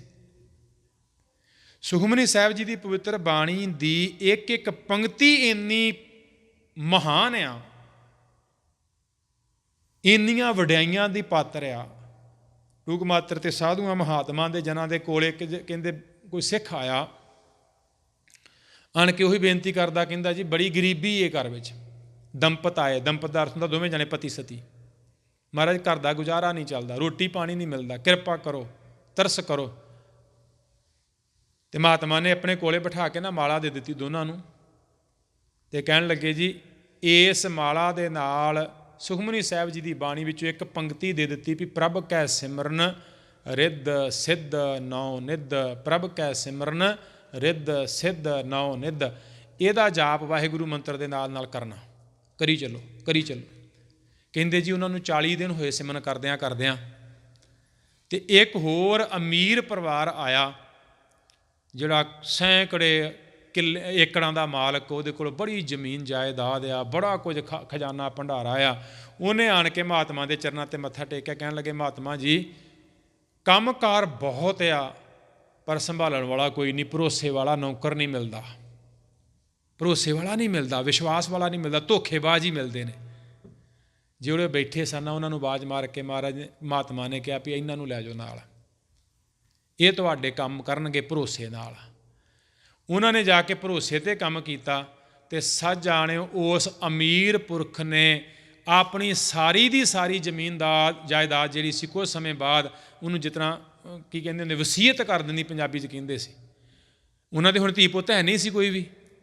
ਉਹਨਾਂ ਨੇ ਜੋ ਕੁਝ ਆਪਣੀ ਜ਼ਮੀਨ ਜਾਇਦਾਦ, ਜੋ ਕੁਝ ਉਹਨਾਂ ਦਾ ਬਿਜ਼ਨਸ ਸੀ, ਉਹਨਾਂ ਨੇ ਸਾਰੀ ਦੀ ਸਾਰੀ ਵਸੀਅਤ ਉਹਨਾਂ ਦੇ ਨਾਂ ਕਰ ਦਿੱਤੀ। ਕਹਿਣ ਲੱਗੇ ਸਾਡੇ ਤੋਂ ਬਾਅਦ ਇਹ ਮਾਲਕ। ਉਹ ਦੰਪਤ ਫਿਰ ਮਹਾਤਮਾ ਦੇ ਚਰਨਾਂ ਵਿੱਚ ਆਏ, ਕਹਿਣ ਲੱਗੇ ਮਹਾਰਾਜ ਇਹ ਤਾਂ ਬਹੁਤੀਆਂ ਹੀ ਬਰਕਤਾਂ ਵਰਤ ਗਈਆਂ, ਕਿਰਪਾ ਕਰ ਦਿਓ, ਹੁਣ ਨਾਮ ਦਾ ਰੰਗ ਵੀ ਦੇ ਦਿਓ। ਅਤੇ ਫਿਰ ਅਗਲੀ ਪੰਕਤੀ ਮਹਾਤਮਾ ਕਹਿੰਦੇ ਹੁਣ ਅਗਲੀ ਪੰਕਤੀ ਦਾ ਜਾਪ ਕਰ ਲਓ, ਪ੍ਰਭ ਕੈ ਸਿਮਰਨ ਰਿੱਧ ਸਿੱਧ ਨੌ ਨਿੱਧ, ਪ੍ਰਭ ਕੈ ਸਿਮਰਨ ਗਿਆਨ ਧਿਆਨ ਤਤ ਬੁੱਧ। ਅਗਲੀ ਪੰਕਤੀ ਦਾ ਸਿਮਰਨ ਕਰੋ ਅਤੇ ਪਰਮਾਤਮਾ ਦੇ ਸਿਮਰਨ ਦੇ ਖਜ਼ਾਨੇ ਵੀ ਆ ਜਾਣਗੇ। ਇਸ ਬਾਣੀ ਦੇ ਇਸ ਸਿਧਾਂਤ ਵਿੱਚ ਪਰਮਾਤਮਾ ਦੇ ਸਿਮਰਨ ਵਿੱਚ ਬੜੇ ਹੋਏ ਸਾਰੇ ਲੁਕੇ ਹੋਏ ਖਜ਼ਾਨੇ ਨੇ। ਸਿਮਰੋ ਸਿਮਰ ਸਿਮਰ ਸੁਖ ਪਾਵੋ, ਕਲ ਕਲੇਸ਼ ਤਨ ਮਾਹੇ ਮਿਟਾਵੋ, ਸਿਮਰੋ ਜਾਸ ਬਿਸਮ ਪਰ ਏਕੈ, ਨਾਮ ਜਪਤ ਅਗਨਤ ਅਨੇਕੈ, ਵੇਦ ਪੁਰਾਨ ਸਿਮਰਤ ਸੁਦਾਖਰ, ਕੀਨੇ ਰਾਮ ਨਾਮ ਇੱਕ ਆਖਰ। ਜਿਵੇਂ ਕਿਹਾ ਸੀ ਉਚਾਰਨ ਵਾਸਤੇ ਸੁਦਾਖਰ ਆਖਰ, ਖੱਖੇ ਨੂੰ ਥੋੜ੍ਹੀ ਜਿਹੀ ਸਿਹਾਰੀ ਲਾ ਕੇ ਐੜੇ ਦਾ ਥੋੜ੍ਹਾ ਜਿਹਾ ਪ੍ਰੋਨਾਂਸ ਹੋਣਾ ਅੱਗੇ, ਫਿਰ ਇਹਨਾਂ ਦਾ ਸੁਦਾਖਰ ਆਖਰ ਦਾ ਇਹ ਪ੍ਰੋਨਾਂਸ ਹੋਣਾ ਆ। ਸੋ ਇਸ ਤਰ੍ਹਾਂ ਸਤਿਗੁਰੂ ਸੱਚੇ ਪਾਤਸ਼ਾਹ ਜੀ, ਮੈਂ ਹੁਣ ਜੇ ਸਾਰੀ ਬਾਣੀ ਦੇ ਆਪਾਂ ਵੇਖੀਏ ਤਾਂ ਬੜੀ ਤੇ ਲੰਮੀ ਬਾਣੀ ਹੈ, ਕਿਵੇਂ ਇਹ ਸਾਰੀ ਦੀ ਵਿਆਖਿਆ ਕਰ ਸਕਦੇ ਨੇ ਵਿੱਚ, ਪਰ ਟੂਕ ਮਾਤਰ 'ਤੇ ਆਪਾਂ ਲੰਘਣ ਦਾ ਯਤਨ ਕਰੀਏ। 24 ਸ਼ਲੋਕ ਨੇ, ਇੱਕ ਸ਼ਲੋਕ ਜਦੋਂ ਵੀ ਆਉਂਦਾ ਹੈ ਮੰਨ ਲਓ ਉਹ ਸ਼ਲੋਕ ਦੀ ਵਿਆਖਿਆ ਸਾਰੀ ਅਸ਼ਟਪਦੀ ਹੈ। ਹੁਣ ਪਹਿਲੀ ਸਾਰੀ ਦੀ ਸਾਰੀ ਅਸ਼ਟਪਦੀ ਪ੍ਰਮਾਤਮਾ ਦੇ ਸਿਮਰਨ ਦੀ ਗੱਲ ਕਰਦੀ ਏ। ਸਿਮਰਨ ਕਰ ਆ ਹੋਏਗਾ, ਸਿਮਰਨ ਕਰ ਆ ਹੋਏਗਾ, ਸਿਮਰਨ ਕਰ ਆ ਹੋਏਗਾ। ਮਹਾਰਾਜ ਦੁਨੀਆ ਦੇ ਕੰਮਕਾਰ ਮਹਾਰਾਜ ਕਹਿੰਦੇ ਪ੍ਰਭ ਕੈ ਸਿਮਰਨ ਕਾਰਜ ਪੂਰੇ, ਪ੍ਰਭ ਕੈ ਸਿਮਰਨ ਕਬਹੁ ਨ ਝੂਰੇ, ਪ੍ਰਭ ਕੈ ਸਿਮਰਨ ਹਰ ਗੁਣ ਬਾਨੀ, ਪ੍ਰਭ ਕੈ ਸਿਮਰਨ ਸਹਿਜ ਸਮਾਨੀ, ਪ੍ਰਭ ਕੈ ਸਿਮਰਨ ਨਿਹਚਲ ਆਸਨ, ਪ੍ਰਭ ਕੈ ਸਿਮਰਨ ਕਮਲ ਬਿਗਾਸਨ। ਕਿਹੜੇ ਸਾਡੇ ਅੰਦਰ ਸਵਾਲ ਪੈਦਾ ਹੋਣ ਵਾਲੇ ਜਿਹੜੇ ਮਹਾਰਾਜ ਨੇ ਜਵਾਬ ਨਹੀਂ ਦਿੱਤੇ ਇਸ ਬਾਣੀ ਵਿੱਚ। ਹੁਣ ਦੂਸਰੀ ਅਸ਼ਟਪਦੀ ਵੱਲ ਆਈਏ, ਉੱਥੇ ਫਿਰ ਸਤਿਗੁਰੂ ਸੱਚੇ ਪਾਤਸ਼ਾਹ ਜੀ ਮਹਾਰਾਜ ਸਾਨੂੰ ਇੱਕ ਚੀਜ਼ 'ਤੇ ਫੋਕਸ ਕਰਵਾਉਣਾ ਚਾਹੁੰਦੇ ਆ। ਇੱਥੇ ਇਹਦਾ ਮਤਲਬ ਇਹ ਨਹੀਂ ਆ ਵੀ ਪਰਿਵਾਰ ਨਹੀਂ ਚਾਹੀਦਾ, ਪਰਿਵਾਰ ਚਾਹੀਦਾ ਆ, ਪਰ ਪਰਿਵਾਰ ਨੂੰ ਗੁਰੂ ਸਾਹਿਬ ਜੀ ਦੀ ਬਖਸ਼ੀ ਹੋਈ ਇੱਕ ਦਾਤ ਸਮਝ ਕੇ ਉਹਦੇ ਸੁੱਖ ਵਰਤਣੇ ਨੇ, ਉਹਦੇ ਵਿੱਚ ਉਸ ਖਲਜਲਣ ਵਿੱਚ ਫਸਣਾ ਨਹੀਂ ਆ। ਬੜੀ ਹੈਰਾਨੀ ਜੀ ਦੀ ਗੱਲ ਹੈ, ਬੜੀ ਔਖੀ ਜੀ ਲੱਗਦੀ ਹੈ ਜਦੋਂ ਆਪਾਂ ਇਹਨੂੰ ਐਕਸਪਲੇਨ ਕਰਦੇ ਵੀ ਕਿੱਦਾਂ ਹੋ ਸਕਦਾ। ਪਰ ਇਹਨੂੰ ਸਮਝਣ ਵਾਸਤੇ ਨਾ ਵਿਦਵਾਨਾਂ ਨੇ ਇੱਕ ਛੋਟੀ ਜਿਹੀ ਐਗਜ਼ਾਮਪਲ ਦਿੱਤੀ। ਕਹਿਣ ਲੱਗੇ ਜੀ ਇੱਕ ਬੈਂਕ ਆ, ਬੈਂਕ ਦੇ ਵਿੱਚ ਹੁਣ ਤੁਹਾਨੂੰ ਪਤਾ ਹੁੰਦਾ ਵੀ ਕਿੰਨੇ ਹਜ਼ਾਰਾਂ ਲੱਖਾਂ ਡਾਲਰ ਕਰੋੜਾਂ ਡਾਲਰ ਹੋ ਸਕਦੇ ਨੇ ਅੰਦਰ, ਅਤੇ ਉਹਨਾਂ ਸਾਰੇ ਡਾਲਰਾਂ ਦੀ ਉਹ ਬੈਂਕ ਦੇ ਅੰਦਰ ਪਏ ਖਜ਼ਾਨੇ ਦੀ ਰਾਖੀ ਵਾਸਤੇ ਬੈਂਕ ਦੇ ਗੇਟ ਦੇ ਉੱਤੇ ਇੱਕ ਸਿਕਿਉਰਿਟੀ ਗਾਰਡ ਖੜਾ। ਸਿਕਿਉਰਿਟੀ ਗਾਰਡ ਜਿਹੜਾ ਆ ਉਹਦੀ ਡਿਊਟੀ ਹੈਗੀ ਆ ਵੀ ਬੈਂਕ ਦੇ ਅੰਦਰ ਪਏ ਖਜ਼ਾਨੇ ਦੀ ਕੋਈ ਚੋਰੀ ਨਾ ਕਰ ਲੈ, ਕੋਈ ਉਹ ਲੁੱਟ ਕੇ ਨਾ ਲੈ ਜੇ। ਉਹਦਾ ਪਹਿਰਾ ਦੇਣਾ ਸਿਕਿਉਰਿਟੀ ਗਾਰਡ ਨੇ ਉੱਥੇ ਰੋਕ ਕੇ ਉਹਨੂੰ ਸੰਭਾਲਣਾ ਜ਼ਰੂਰ ਆ, ਪਰ ਮੁੜ ਕੇ ਜੇ ਉਹ ਭਲਾ ਮੰਨ ਜਾਵੇ, ਆਪਣੇ ਮਨ 'ਚ ਇਹ ਮੰਨ ਲਏ ਵੀ ਇਹ ਸਾਰੇ ਮੇਰੇ ਆ, ਇਹ ਉਹਦੀ ਗਲਤੀ ਆ, ਉਹਦੇ ਨਹੀਂ ਆਓ। ਇਸੇ ਤਰ੍ਹਾਂ ਗੁਰੂ ਸੱਚੇ ਪਾਤਸ਼ਾਹ ਜੀ ਕਹਿੰਦੇ ਤੇਰਾ ਇਹ ਜਿਹੜਾ ਪਰਿਵਾਰ ਦਾ ਖਜ਼ਾਨਾ ਆ ਨਾ, ਇਹਨੂੰ ਇਸ ਤਰ੍ਹਾਂ ਸਮਝ ਵੀ ਇਹ ਅਸੀਂ ਇੱਕ ਦੂਜੇ ਦੀ ਸਿਕਿਉਰਿਟੀ ਵਾਸਤੇ ਆਏ ਹਾਂ, ਪਰ ਇਹ ਇੱਕ ਥਾਂ ਤੇਰੀ ਆਤਮਾ ਵਾਸਤੇ ਉਹ ਆਉਣਾ ਆ, ਉਹ ਆਉਣਾ ਆ, ਉਹ ਆਉਣਾ ਆ, ਜਿੱਥੇ ਜਾ ਕਰਕੇ ਤੈਨੂੰ ਇਹ ਮੰਨਣਾ ਪੈਣਾ ਆ ਵੀ ਜਹ ਮਾਤ ਪਿਤਾ ਸੁਤ ਮੀਤ ਨਾ ਭਾਈ, ਮਨ ਉਹਾ ਨਾਮ ਤੇਰਾ ਸੰਗ ਸਹਾਈ। ਉੱਥੇ ਕੇਵਲ ਤੇ ਕੇਵਲ ਪਰਮਾਤਮਾ ਦੇ ਨਾਮ ਨੇ ਸਹਾਈ ਹੋਣਾ ਆ, ਨਾਮ ਨੇ ਸਹਾਇਤਾ ਕਰਨੀ ਆ। ਨਾਮ ਅਮੋਲਕ ਆ, ਇਹਦੇ ਬਾਰੇ ਆਪਾਂ ਕੱਲ੍ਹ ਵਿਚਾਰ ਕੀਤੀ ਸੀ। ਫਿਰ ਅਗਲੇ ਚੌਥੀ ਅਸ਼ਟਪਦੀ ਵਿੱਚ ਸਤਿਗੁਰੂ ਸੱਚੇ ਪਾਤਸ਼ਾਹ ਜੀ ਨੇ ਕਿਰਪਾ ਕੀਤੀ। ਪੰਜਵੀਂ ਅਸ਼ਟਪਦੀ ਵਿੱਚ ਦੇਨ ਹਰ ਪ੍ਰਭ ਛੋੜ ਕਹਿ ਲਾਗੇ ਹਾਨ ਸਵਾਏ, ਨਾਨਕ ਕਹੂ ਨਾ ਸੀਜਈ ਬਿਨ ਨਾਵੈ ਪਤ ਜਾਏ। ਪਿਆਰਿਆ ਨਾਮ ਤੋਂ ਬਿਨਾਂ ਪਤ ਇੱਜ਼ਤ ਜਾਂਦੀ ਲੱਗਣੀ ਆ, ਕਿਸੇ ਨੇ ਤੇਰੀ ਇੱਜ਼ਤ ਨਹੀਂ ਕਰਨੀ। ਉਸ ਅਸ਼ਟਪਦੀ ਨੂੰ ਆਰੰਭ ਕਰੀਏ ਤੇ 10 ਵਸਤੂ ਲੈ ਪਾਤਸ਼ਾਹ ਪਾਵੈ, ਇੱਕ ਵਸਤ ਕਾਰਨ ਬਿਖੋਟ ਗਵਾਵੈ, ਏਕ ਭੀ ਨਾ ਦੇ 10 ਭੀ ਹਿਰ ਲੈ, ਤਉ ਮੂੜਾ ਕਹੋ ਕਹਾਂ ਕਰੇ, ਜਿਸ ਠਾਕਰ ਸਿਓ ਨਾਹੀ ਚਾਰਾ। ਭਲਿਆ ਉਸ ਮਾਲਕ ਨੇ 10 ਦਿੱਤੀਆਂ ਨੇ ਤੇ 10 ਦਿੱਤੀਆਂ ਦਾ ਸ਼ੁਕਰ ਨਹੀਂ ਆ, ਜਿਹੜੀ ਇੱਕ ਨਹੀਂ ਦਿੱਤੀ ਉਹਦਾ ਉਲਾਮਾ ਆ। ਵੇਖੋ ਗੁਰੂ ਸਾਹਿਬ ਸੱਚੇ ਪਾਤਸ਼ਾਹ ਜੀ ਇਸ ਬਾਣੀ ਵਿੱਚ ਕਿੰਨੀ ਬਰੀਕੀ 'ਚ ਜਾ ਕੇ ਸਾਨੂੰ ਸਮਝਾਉਣਾ ਚਾਹੁੰਦੇ ਆ ਵੀ ਜਿਹੜੀਆਂ 10 ਦਿੱਤੀਆਂ ਹੋਈਆਂ ਮਾਣ ਰਿਹਾ ਆ, ਸਿਰ 'ਤੇ ਪੱਗ ਵੀ ਬੱਧੀ ਆ, ਗਲ ਵਿੱਚ ਹਜ਼ੂਰੀਆ ਵੀ ਪਾਇਆ ਵਾ, ਚੋਲਾ ਵੀ ਪਾਇਆ ਵਾ, ਕਸ਼ਹਿਰਾ ਵੀ ਪਾਇਆ ਵਾ, ਜੁੱਤੀ ਵੀ ਪਾਈ ਆ, ਕੋਟੀ ਵੀ ਪਾਈ ਆ, ਤੇਰੇ ਕੋਲੋਂ 20-25 ਡਾਲਰਾਂ ਵਾਲੀ ਕੋਟੀ ਆ, ਉਹ ਠੰਡ ਉਹ ਵੀ ਰੋਕ ਰਹੀ ਆ, ਪਰ ਉਹਦੇ ਵਿੱਚ ਸ਼ੁਕਰਗੁਜ਼ਾਰ ਨਹੀਂ ਆ। ਲਾਗਲੇ ਨੇ ਲਿਆਣ ਕੇ ਕੋਈ ਚੰਗੇ ਬ੍ਰਾਂਡ ਦੀ 150 ਡਾਲਰ ਵਾਲੀ ਪਾ ਲਈ ਆ ਅਤੇ ਤਰਸਦਾ ਉਹਦੇ 'ਤੇ ਵੀ ਉਹ 150 ਵਾਲੀ ਨਹੀਂ ਮਿਲੀ ਮੈਨੂੰ, ਉਹ 150 ਵਾਲੀ ਨਹੀਂ ਮਿਲੀ। ਇਹ ਨਹੀਂ ਸ਼ੁਕਰ ਵੀ 20 ਵਾਲੀ ਦੇ ਕੇ ਮੇਰੀ ਠੰਡ 'ਤੇ ਰੋਕੀ ਆ ਨਾ ਮਾਲਕ ਨੇ, ਇਹ ਨਹੀਂ ਸ਼ੁਕਰ। 10 ਵਸਤੂ ਲੈ ਪਾਤਸ਼ਾਹ ਪਾਵੈ, ਏਕ ਵਸਤ ਕਾਰਨ ਬਿਖੋਟ ਗਵਾਵੈ। ਇੱਕ ਨਹੀਂ ਮਿਲੀ, ਉਹਦੇ ਬਦਲੇ ਉਹਦੀਆਂ 10 ਦਿੱਤੀਆਂ ਦਾ ਸ਼ੁਕਰਾਨਾ ਮੈਂ ਛੱਡ ਦਿੱਤਾ ਅਤੇ ਉਹਨੂੰ ਉਲਾਮਾ ਦੇ ਦਿੱਤਾ ਵੀ ਤੂੰ ਮੈਨੂੰ ਆਹ ਇੱਕ ਨਹੀਂ ਦਿੱਤੀ। ਹੁਣ ਮਹਾਰਾਜ ਸਾਹਿਬ ਵੇਖੋ ਕਿੰਨੀ ਬਰੀਕੀ 'ਚ ਅੱਗੇ ਲੈ ਕੇ ਕਹਿੰਦੇ ਜੇ ਏਕ ਭੀ ਨਾ ਦੇ, ਜਿਹੜੀ ਇੱਕ ਨਹੀਂ ਦਿੱਤੀ ਉਹਦਾ ਤੇ ਉਲਾਮਾ ਦਿੰਦਾ, ਪਰ ਜਿਹੜੀਆਂ 10 ਦਿੱਤੀਆਂ ਨੇ ਜੇ 10 ਭੀ ਹੇਰ ਲੈ, ਜੇ ਉਹਨੇ ਉਹ ਵੀ ਤੇਰੇ ਕੋਲੋਂ ਖੋਲੀਆਂ ਤੇ ਕੀ ਕਰੇਗਾ, ਕੀ ਕਰੇਗਾ ਜਦੋਂ ਉਹ ਵੀ ਖੋਲੀਆਂ ਤੇ। ਇਸ ਕਰਕੇ ਜਿਸ ਠਾਕਰ ਸਿਓ ਨਾਹੀ ਚਾਰਾ, ਤਾਕੋ ਕੀਜੈ ਸਾਧ ਨਮਸਕਾਰਾ। ਜਿਹੜੇ ਮਾਲਕ ਦੇ ਅੱਗੇ ਕੋਈ ਤੇਰਾ ਆਪਣਾ ਚਾਰਾ ਨਹੀਂ ਨਾ, ਉਪਰਾਲਾ ਨਹੀਂ ਆ, ਉਹਦੇ ਅੱਗੇ ਨਮਸਕਾਰ ਹੀ ਕਰਨ ਬਣਦੀ ਆ। ਨਮਸਕਾਰ ਕਰ ਉਹਦੇ ਅੱਗੇ, ਉਹਦੇ ਅੱਗੇ ਨੀਵਾਂ ਹੋ ਜਾ, ਉਹਦੇ ਅੱਗੇ ਆਪਣਾ ਆਪ ਤਿਆਗ ਦੇ, ਆਪਣਾ ਆਪ ਛੱਡ ਕੇ ਨਿਮਰਤਾ ਵਿੱਚ ਆ ਕਰਕੇ ਉਹਦੇ ਅੱਗੇ ਆਪ, ਜਿਹਨੂੰ ਕਹਿੰਦੇ ਸਮਰਪਿਤ ਕਰ ਦੇ। ਤੁਸੀਂ ਤੁਹਾਡੀ ਬੋਲੀ 'ਚ ਕੀ ਕਹੋ, ਸਰੈਂਡਰ ਕਰ ਦੇ, ਸਰੈਂਡਰ ਕਰ ਦੇ ਆਪਣੇ ਆਪ ਨੂੰ। ਜਦੋਂ ਸਰੈਂਡਰ ਕਰ ਦੇਗਾ ਨਾ ਤੇ ਫਿਰ ਉਹਦੀਆਂ ਸਾਰੀਆਂ ਬਖਸ਼ਿਸ਼ਾਂ ਦੇ ਭੰਡਾਰੇ ਦਾ ਖਜ਼ਾਨਾ ਤੈਨੂੰ ਮਿਲ ਜਾਣਾ। ਕਿਉਂਕਿ ਇਹ ਮੈਂ ਹੁਣ ਜੇ ਸੁਖਮਨੀ ਸਾਹਿਬ ਜੀ ਇਸ ਬਾਣੀ ਦੀ ਵਿਚਾਰ ਤੋਂ ਥੋੜ੍ਹਾ ਜਿਹਾ ਗਾਂਹ ਨਿਕਲਾਂ, ਫਿਰ 10ਵੇਂ ਜਾਮੇ ਦੇ ਵਿੱਚ ਸਤਿਗੁਰੂ ਸੱਚੇ ਪਾਤਸ਼ਾਹ ਨੇ ਬਖਸ਼ਿਸ਼ਾਂ ਸਾਨੂੰ ਵਰਤਾਈਆਂ ਨੇ। ਆਪਾਂ ਸ਼ਾਮ ਦੇ ਦੀਵਾਨ ਵਿੱਚ 10ਵੇਂ ਪਾਤਸ਼ਾਹ ਦੇ ਇਤਿਹਾਸ ਦੀ ਵਿਚਾਰ ਕਰਨੀ ਆ। ਹੁਣ ਇਹ ਗੱਲ ਆਉਂਦੀ ਨਾ, ਮਹਾਰਾਜ ਕਹਿੰਦੇ 10 ਏਕ ਭੀ ਨਾ ਦੇ 10 ਭੀ ਹਿਰ ਲੈ ਤਉ ਮੂੜਾ ਕੋ ਕਾਂ ਕਰੇ ਜਿਸ ਠਾਕਰ ਸੋ ਨਾਹੀ ਚਾਰਾ ਤਾ ਕੋ ਕੀਜੈ ਨਮਸਕਾਰ ਸਦ ਨਮਸਕਾਰਾ। ਜੇ ਉਹਦੇ ਅੱਗੇ ਆਪਣੇ ਆਪ ਨੂੰ ਸਮਰਪਿਤ ਕਰਕੇ ਨਮਸਕਾਰ ਕਰਦੇ ਦਾਤਿਆ ਮੈਂ ਨਹੀਂ ਕੁਝ ਵੀ ਤੂੰ ਹੀ ਆ। ਜਦੋਂ ਤੂੰ ਇਸ ਗੱਲ ਤੇ ਆ ਗਿਆ ਤੇ ਮਾਨੋ ਗੁਰੂ ਕਾ ਖਾਲਸਾ ਬਣ ਗਿਆ। ਤੇ ਜੇ ਕਲਗੀਧਰ ਪਿਤਾ ਗੁਰੂ ਗੋਬਿੰਦ ਸਿੰਘ ਸਾਹਿਬ ਜੀ ਦਾ ਖਾਲਸਾ ਬਣ ਗਿਓ ਨਾ, ਤੇ ਫਿਰ ਤੈਨੂੰ ਉਹ ਇਸ 1-150 ਵਾਲੀ ਕੋਟੀ ਦੀ ਆਸ ਰੱਖਣ ਦੀ ਲੋੜ ਨਹੀਂ। ਫਿਰ ਤੇ ਮਹਾਰਾਜ ਸੱਚੇ ਪਾਤਸ਼ਾਹ ਕਲਗੀਧਰ ਪਿਤਾ ਜੀ ਨੇ ਖਾਲਸੇ ਵਾਸਤੇ ਕਿਹਾ ਨਾ, ਆਪਾਂ ਪੜ੍ਹਦੇ ਸੁਣਦੇ ਬਚਨ, ਮੋਹ ਗ੍ਰਹਿ ਮੈਂ ਮਨ ਤੇ ਤਨ ਤੇ ਸਿਰ ਲਓ ਧਨ ਹੈ ਸਭ ਹੀ ਇਨਹੀ ਕੋ। ਧੰਨ ਗੁਰੂ ਗੋਬਿੰਦ ਸਿੰਘ ਸਾਹਿਬ ਸੱਚੇ ਪਾਤਸ਼ਾਹ ਕਹਿੰਦੇ ਭਲਿਆ ਇੱਕ ਵਾਰੀ ਗੁਰੂ ਨੂੰ ਆਪਣੇ ਆਪ ਨੂੰ ਸਮਰਪਿਤ ਕਰਕੇ ਵੇਖ। ਗੁਰੂ ਕਹਿੰਦਾ ਮੇਰੇ ਘਰ ਦੇ ਵਿੱਚ ਜੋ ਮਾਨਿਆ ਤਾਨਿਆ ਧਾਨਿਆ ਦੌਲਤਾਂ ਨੇ ਜਗੀਰਾਂ ਨੇ ਉਹ ਸਾਰੀਆਂ ਹੀ ਤੇਰੀਆਂ ਨੇ। ਕਿੱਡੀ ਕਿਰਪਾਲਤਾ ਵਰਤਾਈ, ਕਿੱਡੀ ਕਿਰਪਾਲਤਾ ਦਿੱਤੀ ਦਾਤੇ ਨੇ। ਤੇ ਵਾਕਿਆ ਹੀ ਇਸ ਗੱਲ ਨੂੰ ਕਿਤੇ ਐਵੇਂ ਨਹੀਂ। ਧੰਨ ਕਲਗੀਧਰ ਪਿਤਾ ਜੀ ਦੇ ਪਰਉਪਕਾਰਾਂ ਨੂੰ ਜੇ ਭੁੱਲ ਗਏ ਨਾ ਤੇ ਅਹਿਸਾਨ ਫਰਾਮੋਸ਼ ਹੋਵਾਂਗੇ। ਕਲਗੀਧਰ ਪਿਤਾ ਗੁਰੂ ਗੋਬਿੰਦ ਸਿੰਘ ਸਾਹਿਬ ਸੱਚੇ ਪਾਤਸ਼ਾਹ ਨੇ ਖਾਲਸੇ ਨੂੰ ਸੰਬੋਧਨ ਹੋ ਕੇ ਕਿਹਾ ਸੀ, ਇਨਹੀ ਕੀ ਕਿਰਪਾ ਕੇ ਸਜੇ ਹਮ ਹੈ ਨਹੀਂ ਮੋਹ ਸੇ ਗਰੀਬ ਕਰੋੜ ਪਰੇ। ਉਹ ਤੁਹਾਡੇ ਵੱਲ ਵੇਖ ਕਰਕੇ, ਤੁਹਾਡੇ ਵੱਲ ਇਸ਼ਾਰਾ ਕਰਕੇ ਮਹਾਰਾਜ ਕਹਿੰਦਾ ਮੈਂ ਇਹਨਾਂ ਦੀ ਕਿਰਪਾ ਨਾਲ ਮੈਂ ਆ, ਇਹਨਾਂ ਦੀ ਕਿਰਪਾ ਨਾਲ ਮੈਂ ਆ। ਅਰਥਾਤ ਤੁਹਾਨੂੰ ਗੁਰੂ ਅਰਜਨ ਦੇਵ ਸਾਹਿਬ ਸੱਚੇ ਪਾਤਸ਼ਾਹ ਜੀ ਮਹਾਰਾਜ ਉਸ ਪ੍ਰਮਾਤਮਾ ਦੀਆਂ ਦਿੱਤੀਆਂ ਹੋਈਆਂ ਦਾਤਾਂ ਨੂੰ ਜਦੋਂ ਆਪਾਂ ਮਾਣ ਰਹੇ ਹਾਂ ਨਾ, ਆਪਾਂ ਸੁੱਖ ਲੈ ਰਹੇ ਹਾਂ, ਭੋਗ ਰਹੇ ਹਾਂ, ਉਸ ਲੈ ਰਹੇ ਸੁੱਖਾਂ ਵਿੱਚ ਉਹਦੇ ਸ਼ੁਕਰਗੁਜ਼ਾਰ ਹੋਣ ਵਾਸਤੇ ਪ੍ਰੇਰਨਾ ਕਰਦੇ ਨੇ। ਅਤੇ ਜਿਹੜੀ ਅਗਲੀ 6ਵੀਂ ਅਸ਼ਟਪਦੀ ਆਉਂਦੀ ਏ ਉਹ ਸਾਰੀ ਦੇ ਵਿੱਚ ਉਹ ਪ੍ਰਮਾਤਮਾ ਦੀਆਂ ਦਾਤਾਂ ਦਰਸਾਉਂਦੇ ਨੇ। ਪਰ ਵੇਖੋ ਕਿੱਡਾ ਸੋਹਣਾ ਸਤਿਗੁਰੂ ਸੱਚੇ ਪਾਤਸ਼ਾਹ ਨੇ ਸਬਜੈਕਟ ਬਣਾਇਆ। ਇੱਕ ਪੰਕਤੀ ਵਿੱਚ ਮਹਾਰਾਜ ਸੱਚੇ ਪਾਤਸ਼ਾਹ ਦਾਤ ਦਾ ਜ਼ਿਕਰ ਕਰ ਦਿੰਦੇ ਨੇ, ਪਰ ਦੂਸਰੀ ਪੰਕਤੀ ਵਿੱਚ ਨਾਲ ਹੀ ਕਹਿੰਦੇ ਨੇ ਭਲਿਆ ਚੇਤਾ ਰੱਖ ਉਹਦਾ, ਉਹਨੂੰ ਵਿਸਾਰ ਨਾ। ਜੇ ਪ੍ਰਸਾਦ ਛੱਤੀ ਹੀ ਅੰਮ੍ਰਿਤ ਖਾਹੇ ਤਿਸ ਠਾਕਰ ਕੋ ਰੱਖ ਮਨ ਮਾਹੇ। ਜਿਹੜੇ ਮਾਲਕ ਦੀ ਕਿਰਪਾ ਨਾਲ 36 ਪ੍ਰਕਾਰ ਦੇ ਭੋਜਨ ਖਾਣਾ ਹੈ ਉਸ ਮਾਲਕ ਨੂੰ ਭੁਲਾ ਨਾ। ਜੇ ਪ੍ਰਸਾਦ ਸੁਗੰਧਤ ਤਨ ਲਾਵੇ ਤਿਸ ਕੋ ਸਿਮਰਤ ਪਰਮਗਤ ਪਾਵੈ।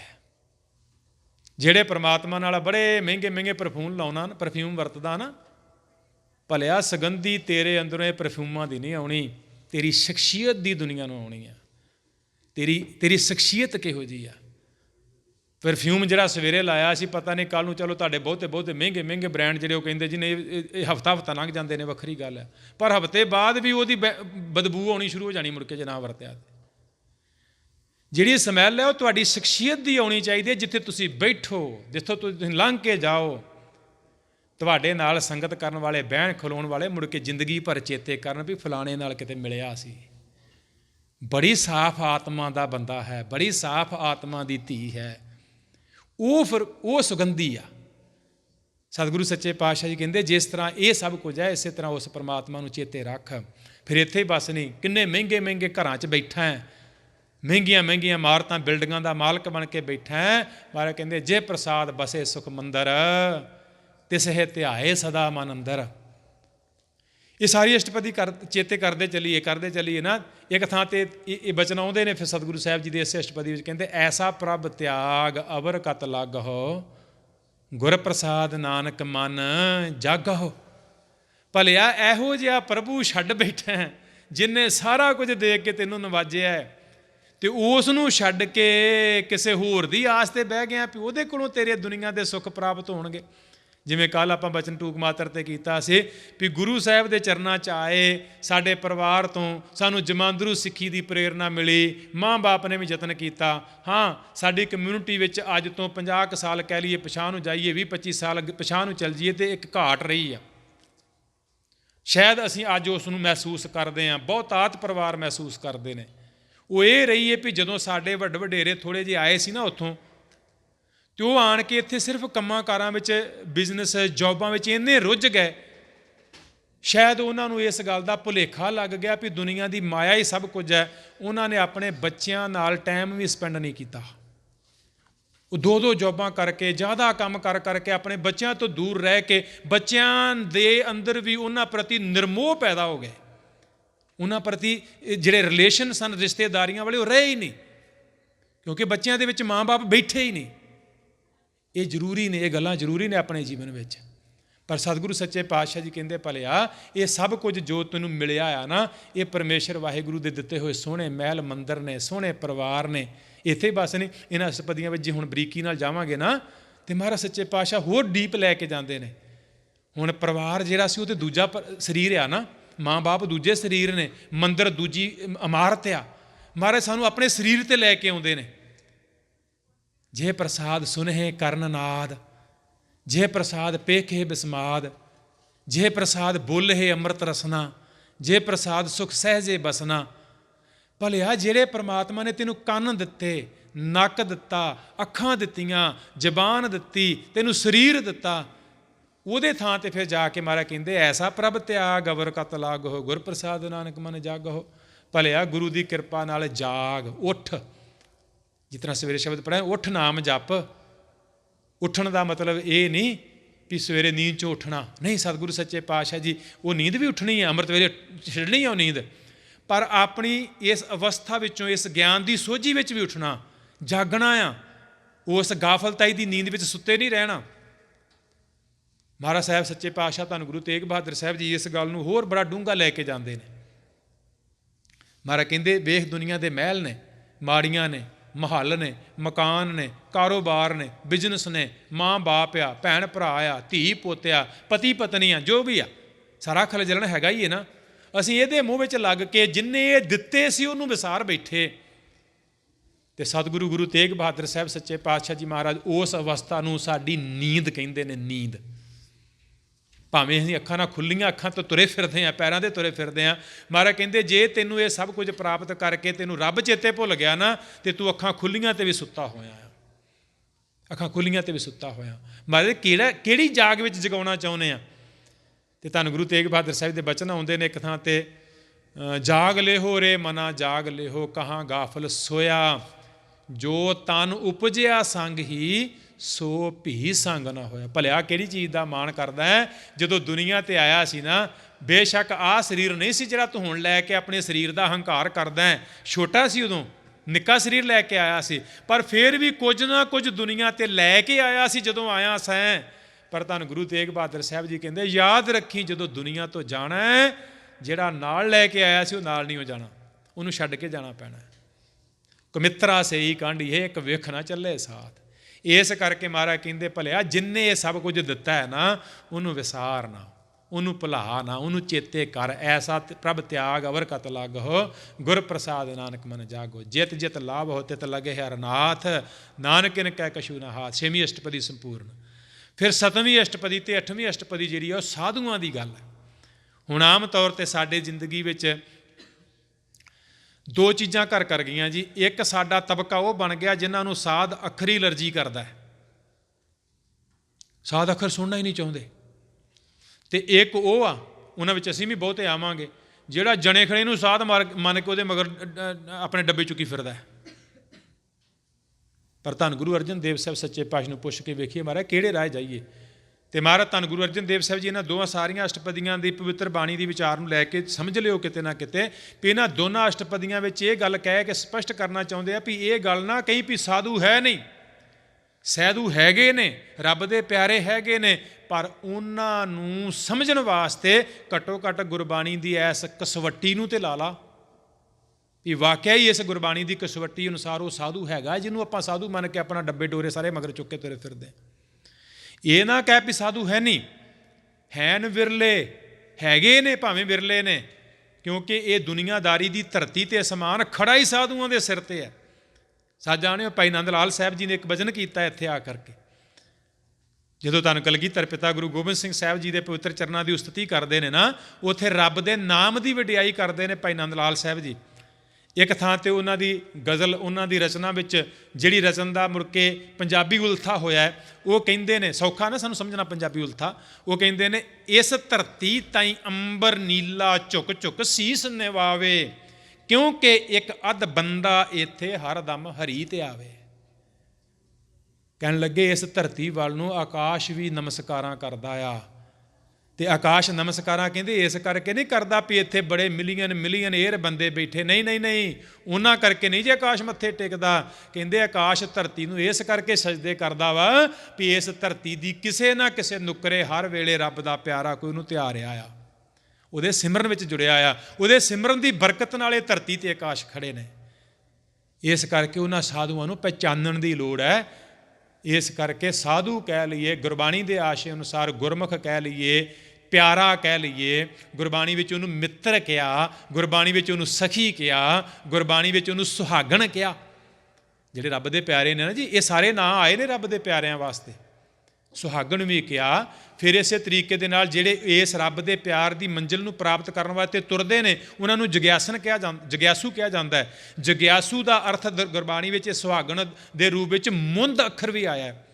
ਮੁੰਦ ਦਾ ਅਰਥ ਜਿਹੜਾ ਹੈ ਨਾ ਉਹ ਬਿਆਨ ਕਰਦੇ ਹੀ ਹੈ ਵੀ ਜੋਬਨ ਅਗਿਆਤ ਅਵਸਥਾ, ਉਹ ਸਾਡੀ ਜ਼ਿਆਦਿਆਂ ਦੀ ਹੈ। ਜਿਹੜੇ ਆਪਾਂ ਬੈਠੇ ਨਾ ਸਾਰਿਆਂ ਦੀ ਤਕਰੀਬਨ ਉਹ ਅਵਸਥਾ ਹੁੰਦੀ ਹੈ ਮੁੰਦ ਅਵਸਥਾ ਨੂੰ ਕਹਿੰਦੇ ਜੋਬਨ ਅਗਿਆਤ ਅਵਸਥਾ। ਮਤਲਬ ਇਹ ਆ ਵੀ ਜਵਾਨੀ ਹੈਗੀ ਹੈ, ਜਵਾਨੀ ਵਿੱਚ ਨਾ ਬੰਦੇ ਨੂੰ ਚਾਅ ਹੁੰਦਾ ਹੈ ਵੀ ਮੇਰਾ ਸੱਜਣ ਮੇਰਾ ਮਿੱਤਰ ਮੈਨੂੰ ਮਿਲੇ, ਪਰ ਉਸ ਜਵਾਨੀ ਦੇ ਮਾਣ ਵਿੱਚ ਤਰੀਕਾ ਨਹੀਂ ਹੈਗਾ ਵੀ ਮੈਂ ਆਪਣੇ ਸੱਜਣ ਨੂੰ ਕਿਵੇਂ ਖੁਸ਼ ਕਰਨਾ ਹੈ। ਮੁੰਦ ਦੀ ਅਵਸਥਾ ਉਹ ਆ ਵੀ ਜਿਹਦੇ ਵਿੱਚ ਜਵਾਨੀ ਦਾ ਚਾਅ ਤਾਂ ਹੈਗਾ ਪਰ ਆਪਣੇ ਰੱਬ ਜੀ ਨੂੰ, ਆਪਣੇ ਪਰਮੇਸ਼ਰ ਜੀ ਨੂੰ ਪ੍ਰਸੰਨ ਕਰਨ ਦਾ ਤਰੀਕਾ ਨਹੀਂ ਆਉਂਦਾ। ਉਹਨੂੰ ਕਹਿੰਦੇ ਨੇ ਜੋਬਨ ਅਗਿਆਤ ਅਵਸਥਾ, ਮੁੰਦ ਅਵਸਥਾ। ਇਸ ਤਰੀਕੇ ਦੇ ਨਾਲ ਇਹ ਜਗਿਆਸੂ ਦੀ ਅਵਸਥਾ ਆ ਜੋਬਨ ਮੁੰਦ ਅਵਸਥਾ ਵੀ। ਇਸੇ ਤਰ੍ਹਾਂ ਫਿਰ ਮੁੜ ਕੇ ਸੁਹਾਗਣ ਕਹਿ ਲਓ। ਮੁੜ ਕੇ ਅੱਗੇ ਜਾ ਕਰਕੇ ਜੀ ਇੱਕ ਬਾਣੀ ਦੇ ਦਸਮ ਪਾਤਸ਼ਾਹ ਦੀ ਬਾਣੀ ਦੇ ਉੱਤੇ ਸ਼ੰਕਾ ਕਰਨ ਵਾਸਤੇ ਤੁਰ ਪਏ। ਨਾ ਜੀ ਨਾ, ਤੁਸੀਂ ਉਹਨਾਂ ਨੂੰ ਕਹਿੰਦੇ ਜੀ ਚਰਿੱਤਰੋ ਪਖਿਆਨ, ਇਸਤਰੀ ਦੇ ਫਰਾਣੇ, ਬੁਰੇ ਚਰਿੱਤਰ ਦੀ ਗੱਲ ਹੈ। ਗੁਰਬਾਣੀ ਵਿੱਚ ਤੇ ਇਹ ਕਿਹਾ ਵੀ ਸੋ ਕੋ ਮੰਦਾ ਆਖੀਏ ਜਿਤ ਜੰਮੇ ਰਾਜਾਨ, ਕੋਈ ਸ਼ੱਕ ਨਹੀਂ ਕਿਹਾ ਆ, ਪਰ ਜਾਂ ਤੇ ਪਤਾ ਨਹੀਂ ਵੀ ਉਹਨਾਂ ਨੂੰ ਗੁਰਬਾਣੀ ਦੇ ਪਵਿੱਤਰ ਸੰਪੂਰਨ ਸਰੂਪ ਦੇ ਅੱਖਰਾਂ ਦੀ ਸੋਝੀ ਨਹੀਂ, ਤੇ ਜਾਂ ਫਿਰ ਜਾਣ ਬੁੱਝ ਕੇ ਸਾਨੂੰ ਤੁਹਾਨੂੰ ਕਨਫਿਊਜ਼ ਕਰਦੇ ਨੇ। ਉਹਨਾਂ ਨੂੰ ਸ਼ਾਇਦ ਪਤਾ ਹੀ ਹੋਵੇ ਇਸ ਗੱਲ ਦਾ। ਹੁਣ ਧੰਨ ਗੁਰੂ ਗ੍ਰੰਥ ਸਾਹਿਬ ਜੀ ਦੇ ਪਵਿੱਤਰ ਸਰੂਪ ਅੰਦਰ ਇਸਤਰੀ ਦੇ ਵਾਸਤੇ ਕੇਵਲ ਇਹੋ ਹੀ ਅੱਖਰ ਥੋੜ੍ਹਾ ਵਰਤਿਆ ਆ ਵੀ ਸੋ ਕੇ ਮੰਦਾ ਆਖੀਏ ਜਿਤ ਜੰਮੇ ਰਾਜਾਨ। ਸੂਹੀ ਰਾਗ ਦੇ ਵਿੱਚ ਜਾ ਕੇ ਇੱਕ ਥਾਂ ਦੇ ਉੱਤੇ ਬਿਲਕੁਲ 3 ਸ਼ਬਦ ਇਕੱਠੇ ਨੇ ਜੀ। ਬਾਣੀ ਪੜ੍ਹਨ ਵਾਲੇ ਜਿਹੜੇ ਗੁਰਸਿੱਖ ਪਾਠ ਕਰਨ ਵਾਲੇ ਉਹਨਾਂ ਨੂੰ ਪਤਾ ਹੋਏਗਾ। ਇੱਕ ਦੇ ਵਿੱਚ ਆਉਂਦਾ ਕੁਚੱਜੀ, ਇੱਕ ਦੇ ਵਿੱਚ ਆਉਂਦਾ ਸੁਚੱਜੀ, ਦੂਸਰਾ ਤੀਸਰਾ ਅੱਖਰ ਨਾਲ ਹੀ ਆ ਗੁਣਵੰਤੀ। ਹੁਣ ਤੁਹਾਡੇ ਤੇ ਡਿਪੈਂਡ ਹੈ ਵੀ ਤੁਸੀਂ ਕਿਹੜੀ ਬਣਨਾ ਹੈ। ਤੁਸੀਂ ਸੁਚੱਜੀ ਬਣਨਾ ਹੈ, ਤੁਸੀਂ ਗੁਣਵੰਤੀ ਬਣਨਾ ਹੈ, ਕਿ ਜਾਂ ਤੁਸੀਂ ਉਹ ਕੁਚੱਜੀ ਵਾਲੇ ਗੁਣ ਧਾਰਨ ਕਰਨੇ ਆ। ਜੇ ਕੁਚੱਜੀ ਵਾਲੇ ਗੁਣ ਹੋਣਗੇ ਤੇ ਉਹਨੂੰ ਸੁਹਾਗਣ ਥੋੜ੍ਹਾ ਕਿਹਾ ਜਾਣਾ। ਸੁਹਾਗਣ ਤੇ ਉਹਨੂੰ ਕਿਹਾ ਜਾਣਾ ਜਿਹੜੇ ਸੁਚੱਜੀ ਵਾਲੇ ਗੁਣ ਹੋਣਗੇ, ਜਿਹੜੇ ਗੁਣਵੰਤੀ ਵਾਲੇ ਗੁਣ ਹੋਣਗੇ। ਇਸ ਕਰਕੇ ਇਹਨਾਂ ਅੱਖਰਾਂ ਦੇ ਜਿਸ ਤਰ੍ਹਾਂ ਕਹਿੰਦੇ ਹੁੰਦੇ ਨਾ, ਇੱਕ ਫਿਲਾਸਫਰੀ ਦੇ ਉਸ ਚੱਕਰਵਿਊਹ 'ਚ ਪਾ ਕੇ ਆਮ ਜਨਤਾ ਨੂੰ ਭੋਲੀ ਭਾਲੀ ਨੂੰ ਵਿੱਚ ਜਿਸ ਤਰ੍ਹਾਂ ਕਹਿੰਦੇ ਉਹਨੂੰ ਚੱਕਰਵਿੱਤ ਕਰ ਦਿੰਦੇ ਨੇ, ਉਹਨੂੰ ਕਨਫਿਊਜ਼ ਕਰ ਦਿੰਦੇ ਨੇ ਵੀ ਇਹ ਕੀ ਆ। ਨਹੀਂ, ਗੁਰਬਾਣੀ ਅੰਦਰ ਮਨੁੱਖ ਨੂੰ ਵੀ ਉਹੀ ਉਪਦੇਸ਼ ਹੈ, ਇਸਤਰੀ ਨੂੰ ਵੀ ਉਹੀ ਉਪਦੇਸ਼ ਹੈ, ਕੋਈ ਸ਼ੱਕ ਨਹੀਂ ਇਸ ਗੱਲ ਦੇ ਵਾਸਤੇ। ਔਰ ਜਿੱਥੇ ਗੁਰਬਾਣੀ ਅੰਦਰ ਸੁਹਾਗਣ ਦਾ ਸਤਿਕਾਰ ਹੈ, ਉੱਥੇ ਗੁਰਬਾਣੀ ਅੰਦਰ ਦੁਹਾਗਣ ਨੂੰ ਫਟਕਾਰਿਆ ਵੀ ਆ ਵੀ ਦੁਹਾਗਣ ਕੀ ਹੁੰਦੀ ਹੈ ਭਾਈ। ਇਹਦਾ ਮਤਲਬ ਇਹ ਨਹੀਂ ਵੀ ਦੁਨੀਆਦਾਰੀ ਦੇ ਰਿਸ਼ਤੇ ਦੀ ਗੱਲ ਆ। ਉੱਥੇ ਮਹਾਰਾਜ ਸੱਚੇ ਪਾਤਸ਼ਾਹ ਸੁਹਾਗਣ ਕਹਿੰਦੇ ਨੇ ਪਰਮਾਤਮਾ ਦੀ ਬਣੀ ਜਗਿਆਸੂ ਜਿਹੜੀ ਮਹਾਤਮਾ ਬਣ ਕੇ ਉਹਦੀ ਸਖੀ ਬਣ ਗਈ, ਉਹ ਸੁਹਾਗਣ ਆ। ਤੇ ਦੁਹਾਗਣਾ ਉਹ ਅਸੀਂ ਆ। ਸਾਡੇ ਵਰਗੀਆਂ ਨੇ ਜਿਹੜੀਆਂ ਆਪਣੇ ਆਪ ਨੂੰ ਦਿਖਾਉਂਦੀਆਂ ਬੜਾ ਵਧੀਆ ਬਣ ਕੇ ਨੇ, ਪਰ ਪਰਮੇਸ਼ਰ ਦੇ ਪਿਆਰ ਦਾ, ਪਰਮੇਸ਼ਰ ਦੇ ਸੁਹਾਗ ਦਾ ਆਨੰਦ ਮਾਇਆ ਹੀ ਨਹੀਂ ਕਦੀ। ਉਹ ਸਾਡੇ ਵਰਗੀਆਂ ਨੇ। ਇਸ ਕਰਕੇ ਸਾਡੇ ਵਰਗੀਆਂ ਛੁੱਟੜਾਂ ਨੂੰ ਦੁਹਾਗ, ਛੁੱਟੜ ਮਹਾਂਪੁਰਸ਼ਾਂ ਨੇ ਜਦੋਂ ਵਿਆਖਿਆ ਕੀਤੀ, ਛੁੱਟੜ ਉਹਨੂੰ ਕਿਹਾ ਜੇ ਵੀ ਜਿਹੜੇ ਗੁਰੂ ਕਾ ਖੰਡੇ ਬਾਟੇ ਦਾ ਅੰਮ੍ਰਿਤ ਪਾਨ ਕਰਕੇ ਮੁੜ ਕੇ ਕੁਰੈਤੀ ਹੋ ਗਏ ਤੇ ਆਪਣੀ ਜ਼ਿੰਦਗੀ ਵਿੱਚ ਫੀਲ ਵੀ ਨਹੀਂ ਕੀਤਾ ਵੀ ਮੈਂ ਗਲਤੀ ਕੀਤੀ ਆ, ਉਹ ਛੁੱਟੜ ਹੋ ਗਈਆਂ ਨੇ ਗੁਰੂ ਤੋਂ। ਉਹ ਛੁੱਟੜ ਹੋ ਗਈਆਂ ਨੇ, ਗੁਰੂ ਨੇ ਛੱਡ ਦਿੱਤੀਆਂ ਨੇ, ਗੁਰੂ ਦੀ ਰਹਿਤ ਬਹਿਤ ਛੱਡ ਦਿੱਤੀ ਜਿਨ੍ਹਾਂ ਨੇ। ਗੁਰਮਤ ਦੀ ਫਿਲਾਸਫੀ ਵਿੱਚ ਇੱਕੋ ਇੱਕ ਵੱਡਾ ਗੁਣ ਆ, ਵੱਡਾ ਪਰਉਪਕਾਰ ਆ। ਕਿਉਂਕਿ ਦੂਸਰੇ ਧਰਮਾਂ ਨੂੰ ਮੈਂ ਕਿਸੇ ਨੂੰ ਨੀਵਾਂ ਨਹੀਂ ਕਹਿਣਾ ਚਾਹੁੰਦਾ, ਪਰ ਦੂਸਰੇ ਧਰਮਾਂ ਵਿੱਚ ਇਹ ਪਰਉਪਕਾਰ ਨਹੀਂ ਜੇ ਹੈਗਾ। ਜੇ ਕਿਸੇ ਧਰਮ ਦਾ ਮਨੁੱਖ ਕਿਸੇ ਧਰਮ ਦੇ ਅਸੂਲ ਤੋਂ ਡਿੱਗ ਜਾਏ, ਮੁੜ ਕੇ ਦੁਬਾਰਾ ਨਹੀਂ ਜੇ ਨਾਲ ਰਲਾਇਆ ਜਾਂਦਾ। ਇਸਲਾਮ ਮਤ ਦੀ ਸ਼ਰ੍ਹਾ ਤੇ ਬਹੁਤ ਸਖਤ ਹੈ ਇਸ ਗੱਲ ਤੇ ਵੀ ਇਸਲਾਮੀ ਸ਼ਰ੍ਹਾ ਤੋਂ ਜਿਹੜਾ ਇੱਕ ਵਾਰੀ ਟੁੱਟ ਗਿਆ, ਮੁੜ ਕੇ ਦੁਬਾਰਾ ਸ਼ਰ੍ਹਾ 'ਚ ਨਹੀਂ ਰਲਾਇਆ ਜਾਂਦਾ। ਗੁਰਮਤ ਦੀ ਇਹ ਫਿਲਾਸਫੀ ਹੈ ਵੀ ਖੰਡੇ ਬਾਟੇ ਦਾ ਅੰਮ੍ਰਿਤ ਛਕ ਕੇ ਤੂੰ 5 ਰਹਿਤਾਂ ਰੱਖਣੀਆਂ ਨੇ, 5 ਕਕਾਰ ਰੱਖਣੇ ਨੇ, ਰਹਿਤਾਂ ਵਿੱਚ ਪ੍ਰਪੱਕ ਰਹਿਣਾ, ਕਰੈਤਾਂ ਤੋਂ ਬਚ ਕੇ ਰਹਿਣਾ। ਪਰ ਕਰੈਤਾਂ ਹੋ ਜਾਣ ਉਹ ਟੁੱਟ ਜਾਂਦਾ ਹੈ, ਤੇ ਗੁਰੂ ਸੱਚੇ ਪਾਤਸ਼ਾਹ ਜੀ ਮਾਂ ਨੂੰ ਬਾਹਾਂ ਉਲਾਰ ਕੇ ਕਹਿੰਦੇ ਨੇ, ਬੱਚਿਆ ਕੋਈ ਗੱਲ ਨਹੀਂ, ਜੇ ਤੇਰੇ ਕੋਲ ਅਨਭੋਲ ਭੁਲੇ ਵਿੱਚ ਗਲਤੀ ਹੋਈ ਏ, ਆ ਫੇਰ ਪੰਜ ਪਿਆਰਿਆਂ ਦੇ ਪੇਸ਼ ਹੋ ਕੇ ਆਪਣੀ ਗਲਤੀ ਦੱਸ ਕੇ ਸੇਵਾ ਲਵਾ ਕੇ ਤੂੰ ਬਖਸ਼ਿਆ ਜਾ ਸਕਦਾ, ਤੂੰ ਫੇਰ ਗੁਰਸਿੱਖ ਬਣ ਸਕਦਾ। ਇਹ ਗੁਰਮਤਿ ਦੀ ਵਡੱਪਣ ਹੈ, ਗੁਰਮਤਿ ਦੀ ਵਿਸ਼ੇਸ਼ਤਾ ਹੈ। ਸਤਿਗੁਰੂ ਸੱਚੇ ਪਾਤਸ਼ਾਹ ਧੰਨ ਗੁਰੂ ਅਰਜਨ ਦੇਵ ਸਾਹਿਬ ਜੀ ਮਹਾਰਾਜ ਇਹ ਸੁਖਮਨੀ ਸਾਹਿਬ ਜੀ ਦੀਆਂ ਦੋਵੇਂ ਅਸ਼ਟਪਦੀਆਂ ਵਿੱਚ ਰੱਬ ਦੇ ਪਿਆਰੇ ਦਾ ਜੀਵਨ ਦੱਸਦੇ ਨੇ। ਤੇ ਜਿਹੜਾ ਰੱਬ ਦੇ ਪਿਆਰੇ ਦੀ ਉਸ ਬਖਸ਼ਿਸ਼ ਦੀ ਪੂਰਨ ਅਵਸਥਾ ਤੇ ਚਲਿਆ ਗਿਆ, ਨਾਨਕ ਬ੍ਰਹਮ ਗਿਆਨੀ ਆਪ ਪਰਮੇਸ਼ਰ ਹੋ ਜਾਂਦਾ ਹੈ। ਸਾਧ ਕੀ ਸੋਭਾ ਸਾਧ ਬਨ ਆਈ, ਨਾਨਕ ਸਾਧ ਪ੍ਰਭ ਭੇਦ ਨਾ ਪਾਈ। ਇਸ ਪ੍ਰਕਾਰ ਸਤਿਗੁਰੂ ਸੱਚੇ ਪਾਤਸ਼ਾਹ ਜੀ ਦੀ ਇਸ ਸੰਪੂਰਨ ਬਾਣੀ ਦੀ ਵਿਚਾਰ ਤੇ ਬਹੁਤ ਲੰਮਾ ਸਮਾਂ ਹੋਣਾ ਚਾਹੀਦਾ। ਫਿਰ ਵਿਚਾਰਾਂ ਹੋ ਸਕਦੀਆਂ ਨੇ ਸਮੇਂ ਅਨੁਸਾਰ, ਕਿਉਂਕਿ ਮੈਂ ਬਹੁਤਾ ਤੁਹਾਡੇ ਬਣਾਏ ਹੋਏ ਸਕੈਜੂਲ 'ਚ ਫਰਕ ਨਹੀਂ ਪਾਉਣਾ ਚਾਹੁੰਦਾ। ਅਗਲਾ ਜੋ ਪ੍ਰੋਗਰਾਮ ਹੈ ਉਹਦੇ ਅਨੁਸਾਰ ਤੁਹਾਡਾ ਜੋ ਵੀ ਕਲਾਸਾਂ, ਜੋ ਪਾਠ ਪੂਜਾ ਨਿਤਨੇਮ ਕਰਨਾ ਹੈ, ਉਹਦੇ ਅਨੁਸਾਰ ਮੈਨੂੰ ਦਿੱਤਾ ਹੋਇਆ ਟਾਈਮ ਜਿੰਨਾ ਕਿ ਦਿੱਤਾ ਸੀ ਉਹ ਤੋਂ 5 ਮਿੰਟ ਸਗੋਂ ਉੱਤੇ ਹੋ ਗਿਆ। ਸਤਿਗੁਰੂ ਸੱਚੇ ਪਾਤਸ਼ਾਹ ਜੀ ਕਿਰਪਾਲਤਾ ਕਰਨ। ਸੁਖਮਨੀ ਸਾਹਿਬ ਜੀ ਦੀ ਪਵਿੱਤਰ ਬਾਣੀ ਵਿੱਚ ਬਹੁਤ ਖਜ਼ਾਨਾ ਹੈ। ਗੁਰੂ ਪਿਆਰੀ ਸਾਧ ਸੰਗਤ ਜੀ, ਮੁੱਖ ਰੂਪ ਵਿੱਚ ਰੱਖਣਾ ਆਪਣਾ ਨਿਤਨੇਮ। ਜਿਸ ਤਰ੍ਹਾਂ ਸਵੇਰੇ ਕੋਈ ਸਵਾਲ ਆਇਆ ਸੀ ਨਾ ਦਸਮ ਪਾਤਸ਼ਾਹ ਦੀ ਬਾਣੀ, ਹੁਣ ਜਦੋਂ ਨਿਤਨੇਮ 5 ਬਾਣੀਆਂ ਦਾ ਪਾਠ ਕਰਨਾ, ਰਹਿਰਾਸ ਸਾਹਿਬ ਦੀ ਬਾਣੀ ਦਾ ਪਾਠ ਕਰਨਾ, ਅੱਧਿਓਂ ਵੱਧ ਬਾਣੀ ਦਸਮ ਦੀ ਹੈ। ਇਹਦੇ ਵਿੱਚ ਦਸਮ ਗ੍ਰੰਥ ਵਿੱਚੋਂ ਦਸਮ ਗੁਰੂ ਸਾਹਿਬ ਜੀ ਦੀ ਬਾਣੀ ਹੈ। ਤੋ ਪ੍ਰਸਾਦ ਸਵਈਏ ਦਸਮ ਪਾਤਸ਼ਾਹ ਦੇ, ਸਵਈਏ ਚੌਪੀ ਸਾਹਿਬ ਦਸਮ ਪਾਤਸ਼ਾਹ ਦੀ, ਜਾਪ ਸਾਹਿਬ ਦਸਮ ਪਾਤਸ਼ਾਹ ਦਾ, ਰਹਿਰਾਸ ਸਾਹਿਬ ਦੇ ਵਿੱਚ ਚੌਪੀ ਸਾਹਿਬ, ਦੋਹਰੇ, ਕਿੰਨੀ ਬਾਣੀ ਦਸਮ ਪਾਤਸ਼ਾਹ ਜੀ ਦੀ ਵਿੱਚ ਹੈ। ਪਰ ਇਹਨਾਂ 5 ਬਾਣੀਆਂ ਤੇ ਰਹਿਰਾਸ ਸਾਹਿਬ ਤੇ ਕੀਰਤਨ ਸੋਲੇ ਸਾਹਿਬ ਵਾਸਤੇ ਹਰੇਕ ਗੁਰਸਿੱਖ ਅੰਮ੍ਰਿਤਧਾਰੀ ਵਾਸਤੇ ਗੁਰੂ ਕਾ ਹੁਕਮ ਆ। ਕਦੇ ਵੀ ਆਪਣੀ ਜ਼ਿੰਦਗੀ ਵਿੱਚ ਐਸਾ ਨਾ ਹੋਣ ਦੇਣਾ ਵੀ ਅਸੀਂ ਇਹ ਨਿਤਨੇਮ ਦੀਆਂ ਬਾਣੀਆਂ ਛੱਡ ਕੇ ਹੋਰ ਦੂਜਾ ਸਿਮਰਨ ਵੱਧ ਕਰ ਲਈਏ। ਕਰ ਲੈਣਾ ਭਾਗੀ ਆ, ਬੜੀ ਚੰਗੀ ਗੱਲ ਹੈ, ਪਰ ਆਪਣਾ ਇਹ ਗੁਰੂ ਹੁਕਮ ਵਾਲਾ ਨਿਤਨੇਮ ਛੱਡ ਕੇ ਨਹੀਂ। ਪਹਿਲ ਦੇ ਆਧਾਰ ਤੇ ਨਿਤਨੇਮ, ਫਿਰ ਉਹਦੇ ਤੋਂ ਬਾਅਦ ਜਿੰਨੀ ਵੀ ਬਾਣੀ ਸੁਖਮਨੀ ਸਾਹਿਬ, ਆਸਾ ਦੀ ਵਾਰ, 12 ਮਹਾ, ਸ਼ਬਦ ਹਜ਼ਾਰੇ, ਜੋ ਵੀ ਬਾਣੀਆਂ, ਦੱਖਣੀ ਓਂਕਾਰ ਇਤਿਆਦਿਕ ਸਿੱਧ ਗੋਸ਼ਟ, ਵੱਧ ਤੋਂ ਵੱਧ, ਕਿਉਂਕਿ ਗੁਰਸਿੱਖ ਬਹੁਤ ਨਿਤਨੇਮ ਕਰਦੇ ਰਹੇ ਨੇ, ਕਰਦੇ ਨੇ, ਹੁਣ ਵੀ ਕਰਦੇ ਨੇ, ਇਹ ਨਹੀਂ ਕਿ ਹੈ ਨਹੀਂ, ਹੁਣ ਬਹੁਤ ਕਰਦੇ ਨੇ। ਇਸ ਕਰਕੇ ਪਹਿਲੋਂ ਆਪਣਾ ਨਿਤਨੇਮ ਜਿਹੜਾ ਗੁਰੂ ਹੁਕਮ ਹੈ ਉਹਦੇ ਤੇ ਪਹਿਰਾ ਦੇਣਾ। ਉਹ ਤੋਂ ਬਾਅਦ ਜਿੰਨਾ ਵੱਧ ਤੋਂ ਵੱਧ ਨਿਤਨੇਮ ਹੋ ਸਕੇ। ਸੁਖਮਨੀ ਸਾਹਿਬ ਜੀ ਦੀ ਬਾਣੀ ਦਾ ਇੰਨਾ ਮਹਾਤਮ ਦੱਸਦੇ ਨੇ ਗੁਰਸਿੱਖ, ਰੱਬ ਦੇ ਪਿਆਰੇ ਵਿਦਵਾਨ, ਵੀ ਜਿਹੜੇ ਘਰ ਵਿੱਚ ਸਵੇਰ ਵੇਲੇ ਹਰ ਰੋਜ਼ ਸੁਖਮਨੀ ਸਾਹਿਬ ਦਾ ਪਾਠ ਹੋਏ, ਉਸ ਘਰ ਦੇ ਦਰਵਾਜ਼ੇ 'ਚ ਦੁਨੀਆ ਤੋਂ ਬਾਹਰ ਪੈਣ ਵਾਲੇ ਦੁੱਖ ਲੰਘ ਹੀ ਨਹੀਂ ਸਕਦੇ। ਉਸ ਘਰ ਦੇ ਦਰਵਾਜ਼ੇ ਅੰਦਰ ਦੁਨੀਆ ਦੇ ਬਾਹਰੋਂ ਪੈਣ ਵਾਲੇ ਦੁੱਖ ਨਹੀਂ ਆ ਸਕਦੇ ਜਿਹੜੇ ਘਰ ਵਿੱਚ ਸੁਖਮਨੀ ਸਾਹਿਬ ਦਾ ਪਾਠ ਹੈ। ਇਸ ਕਰਕੇ ਜਿੰਨਾ ਵੱਧ ਤੋਂ ਵੱਧ ਗੁਰੂ ਕੀ ਪਵਿੱਤਰ ਬਾਣੀ ਦਾ ਅਭਿਆਸ, ਬਾਣੀ ਦਾ ਸਿਮਰਨ ਕੀਤਾ ਜਾਏ। ਸੁਖਮਨੀ ਸਾਹਿਬ ਸਾਰੇ ਸੁੱਖਾਂ ਦਾ ਖਜ਼ਾਨਾ ਆ। ਸੁਖਮਨੀ ਸੁਖ ਅੰਮ੍ਰਿਤ ਪ੍ਰਭ ਨਾਮ, ਭਗਤ ਜਨਾਂ ਕੈ ਮਨ ਬਿਸਰਾਮ। ਇਸ ਗੁਰੂ ਕੀ ਪਵਿੱਤਰ ਬਖਸ਼ਿਸ਼ ਦੇ ਖਜ਼ਾਨੇ ਵਿੱਚੋਂ ਜੇ ਕਿਣਕਾ ਮਾਤਰ ਵੀ ਸਾਡੀ ਜ਼ਿੰਦਗੀ ਵਿੱਚ ਸਾਨੂੰ ਪ੍ਰਾਪਤ ਹੋ ਗਿਆ ਤੇ ਮਾਨੋ ਸਾਡੇ ਜੀਵਨ ਦਾ ਇਹ ਸਫ਼ਰ ਸਫਲ ਹੋ ਜਾਏਗਾ, ਗੁਰੂ ਦੀਆਂ ਅਸੀਸਾਂ ਦਾ ਪਾਤਰ ਬਣ ਜਾਏਗਾ। ਭੁੱਲਾਂ ਗਲਤੀਆਂ ਖਿਮਾ ਕਰਨੀਆਂ ਜੀ, ਅੱਗੇ ਵਾਸਤੇ ਸਮੱਤ ਬਖਸ਼ਿਸ਼ ਕਰਨੀ। ਹੁਣ ਅਗਲੇ ਸਮੇਂ ਵਿੱਚ ਜਿਵੇਂ ਹੁਕਮ ਹੋਏਗਾ, ਇੱਕ ਵਾਰੀ ਸ਼ਾਇਦ ਤੁਹਾਡੇ ਦਰਸ਼ਨ ਹੋਰ ਹੋਣੇ ਨੇ। ਸਤਿਗੁਰੂ ਸੱਚੇ ਪਾਤਸ਼ਾਹ ਜੀ ਕਿਰਪਾਲਤਾ ਕਰਨ। ਅਗਲਾ ਪ੍ਰੋਗਰਾਮ ਆਪ ਜੀ ਸੇਵਾਦਾਰਾਂ ਕੋਲ ਸਰਵਣ ਕਰੋ। ਵਾਹਿਗੁਰੂ ਜੀ ਕਾ ਖਾਲਸਾ, ਵਾਹਿਗੁਰੂ ਜੀ ਕੀ ਫਤਿਹ।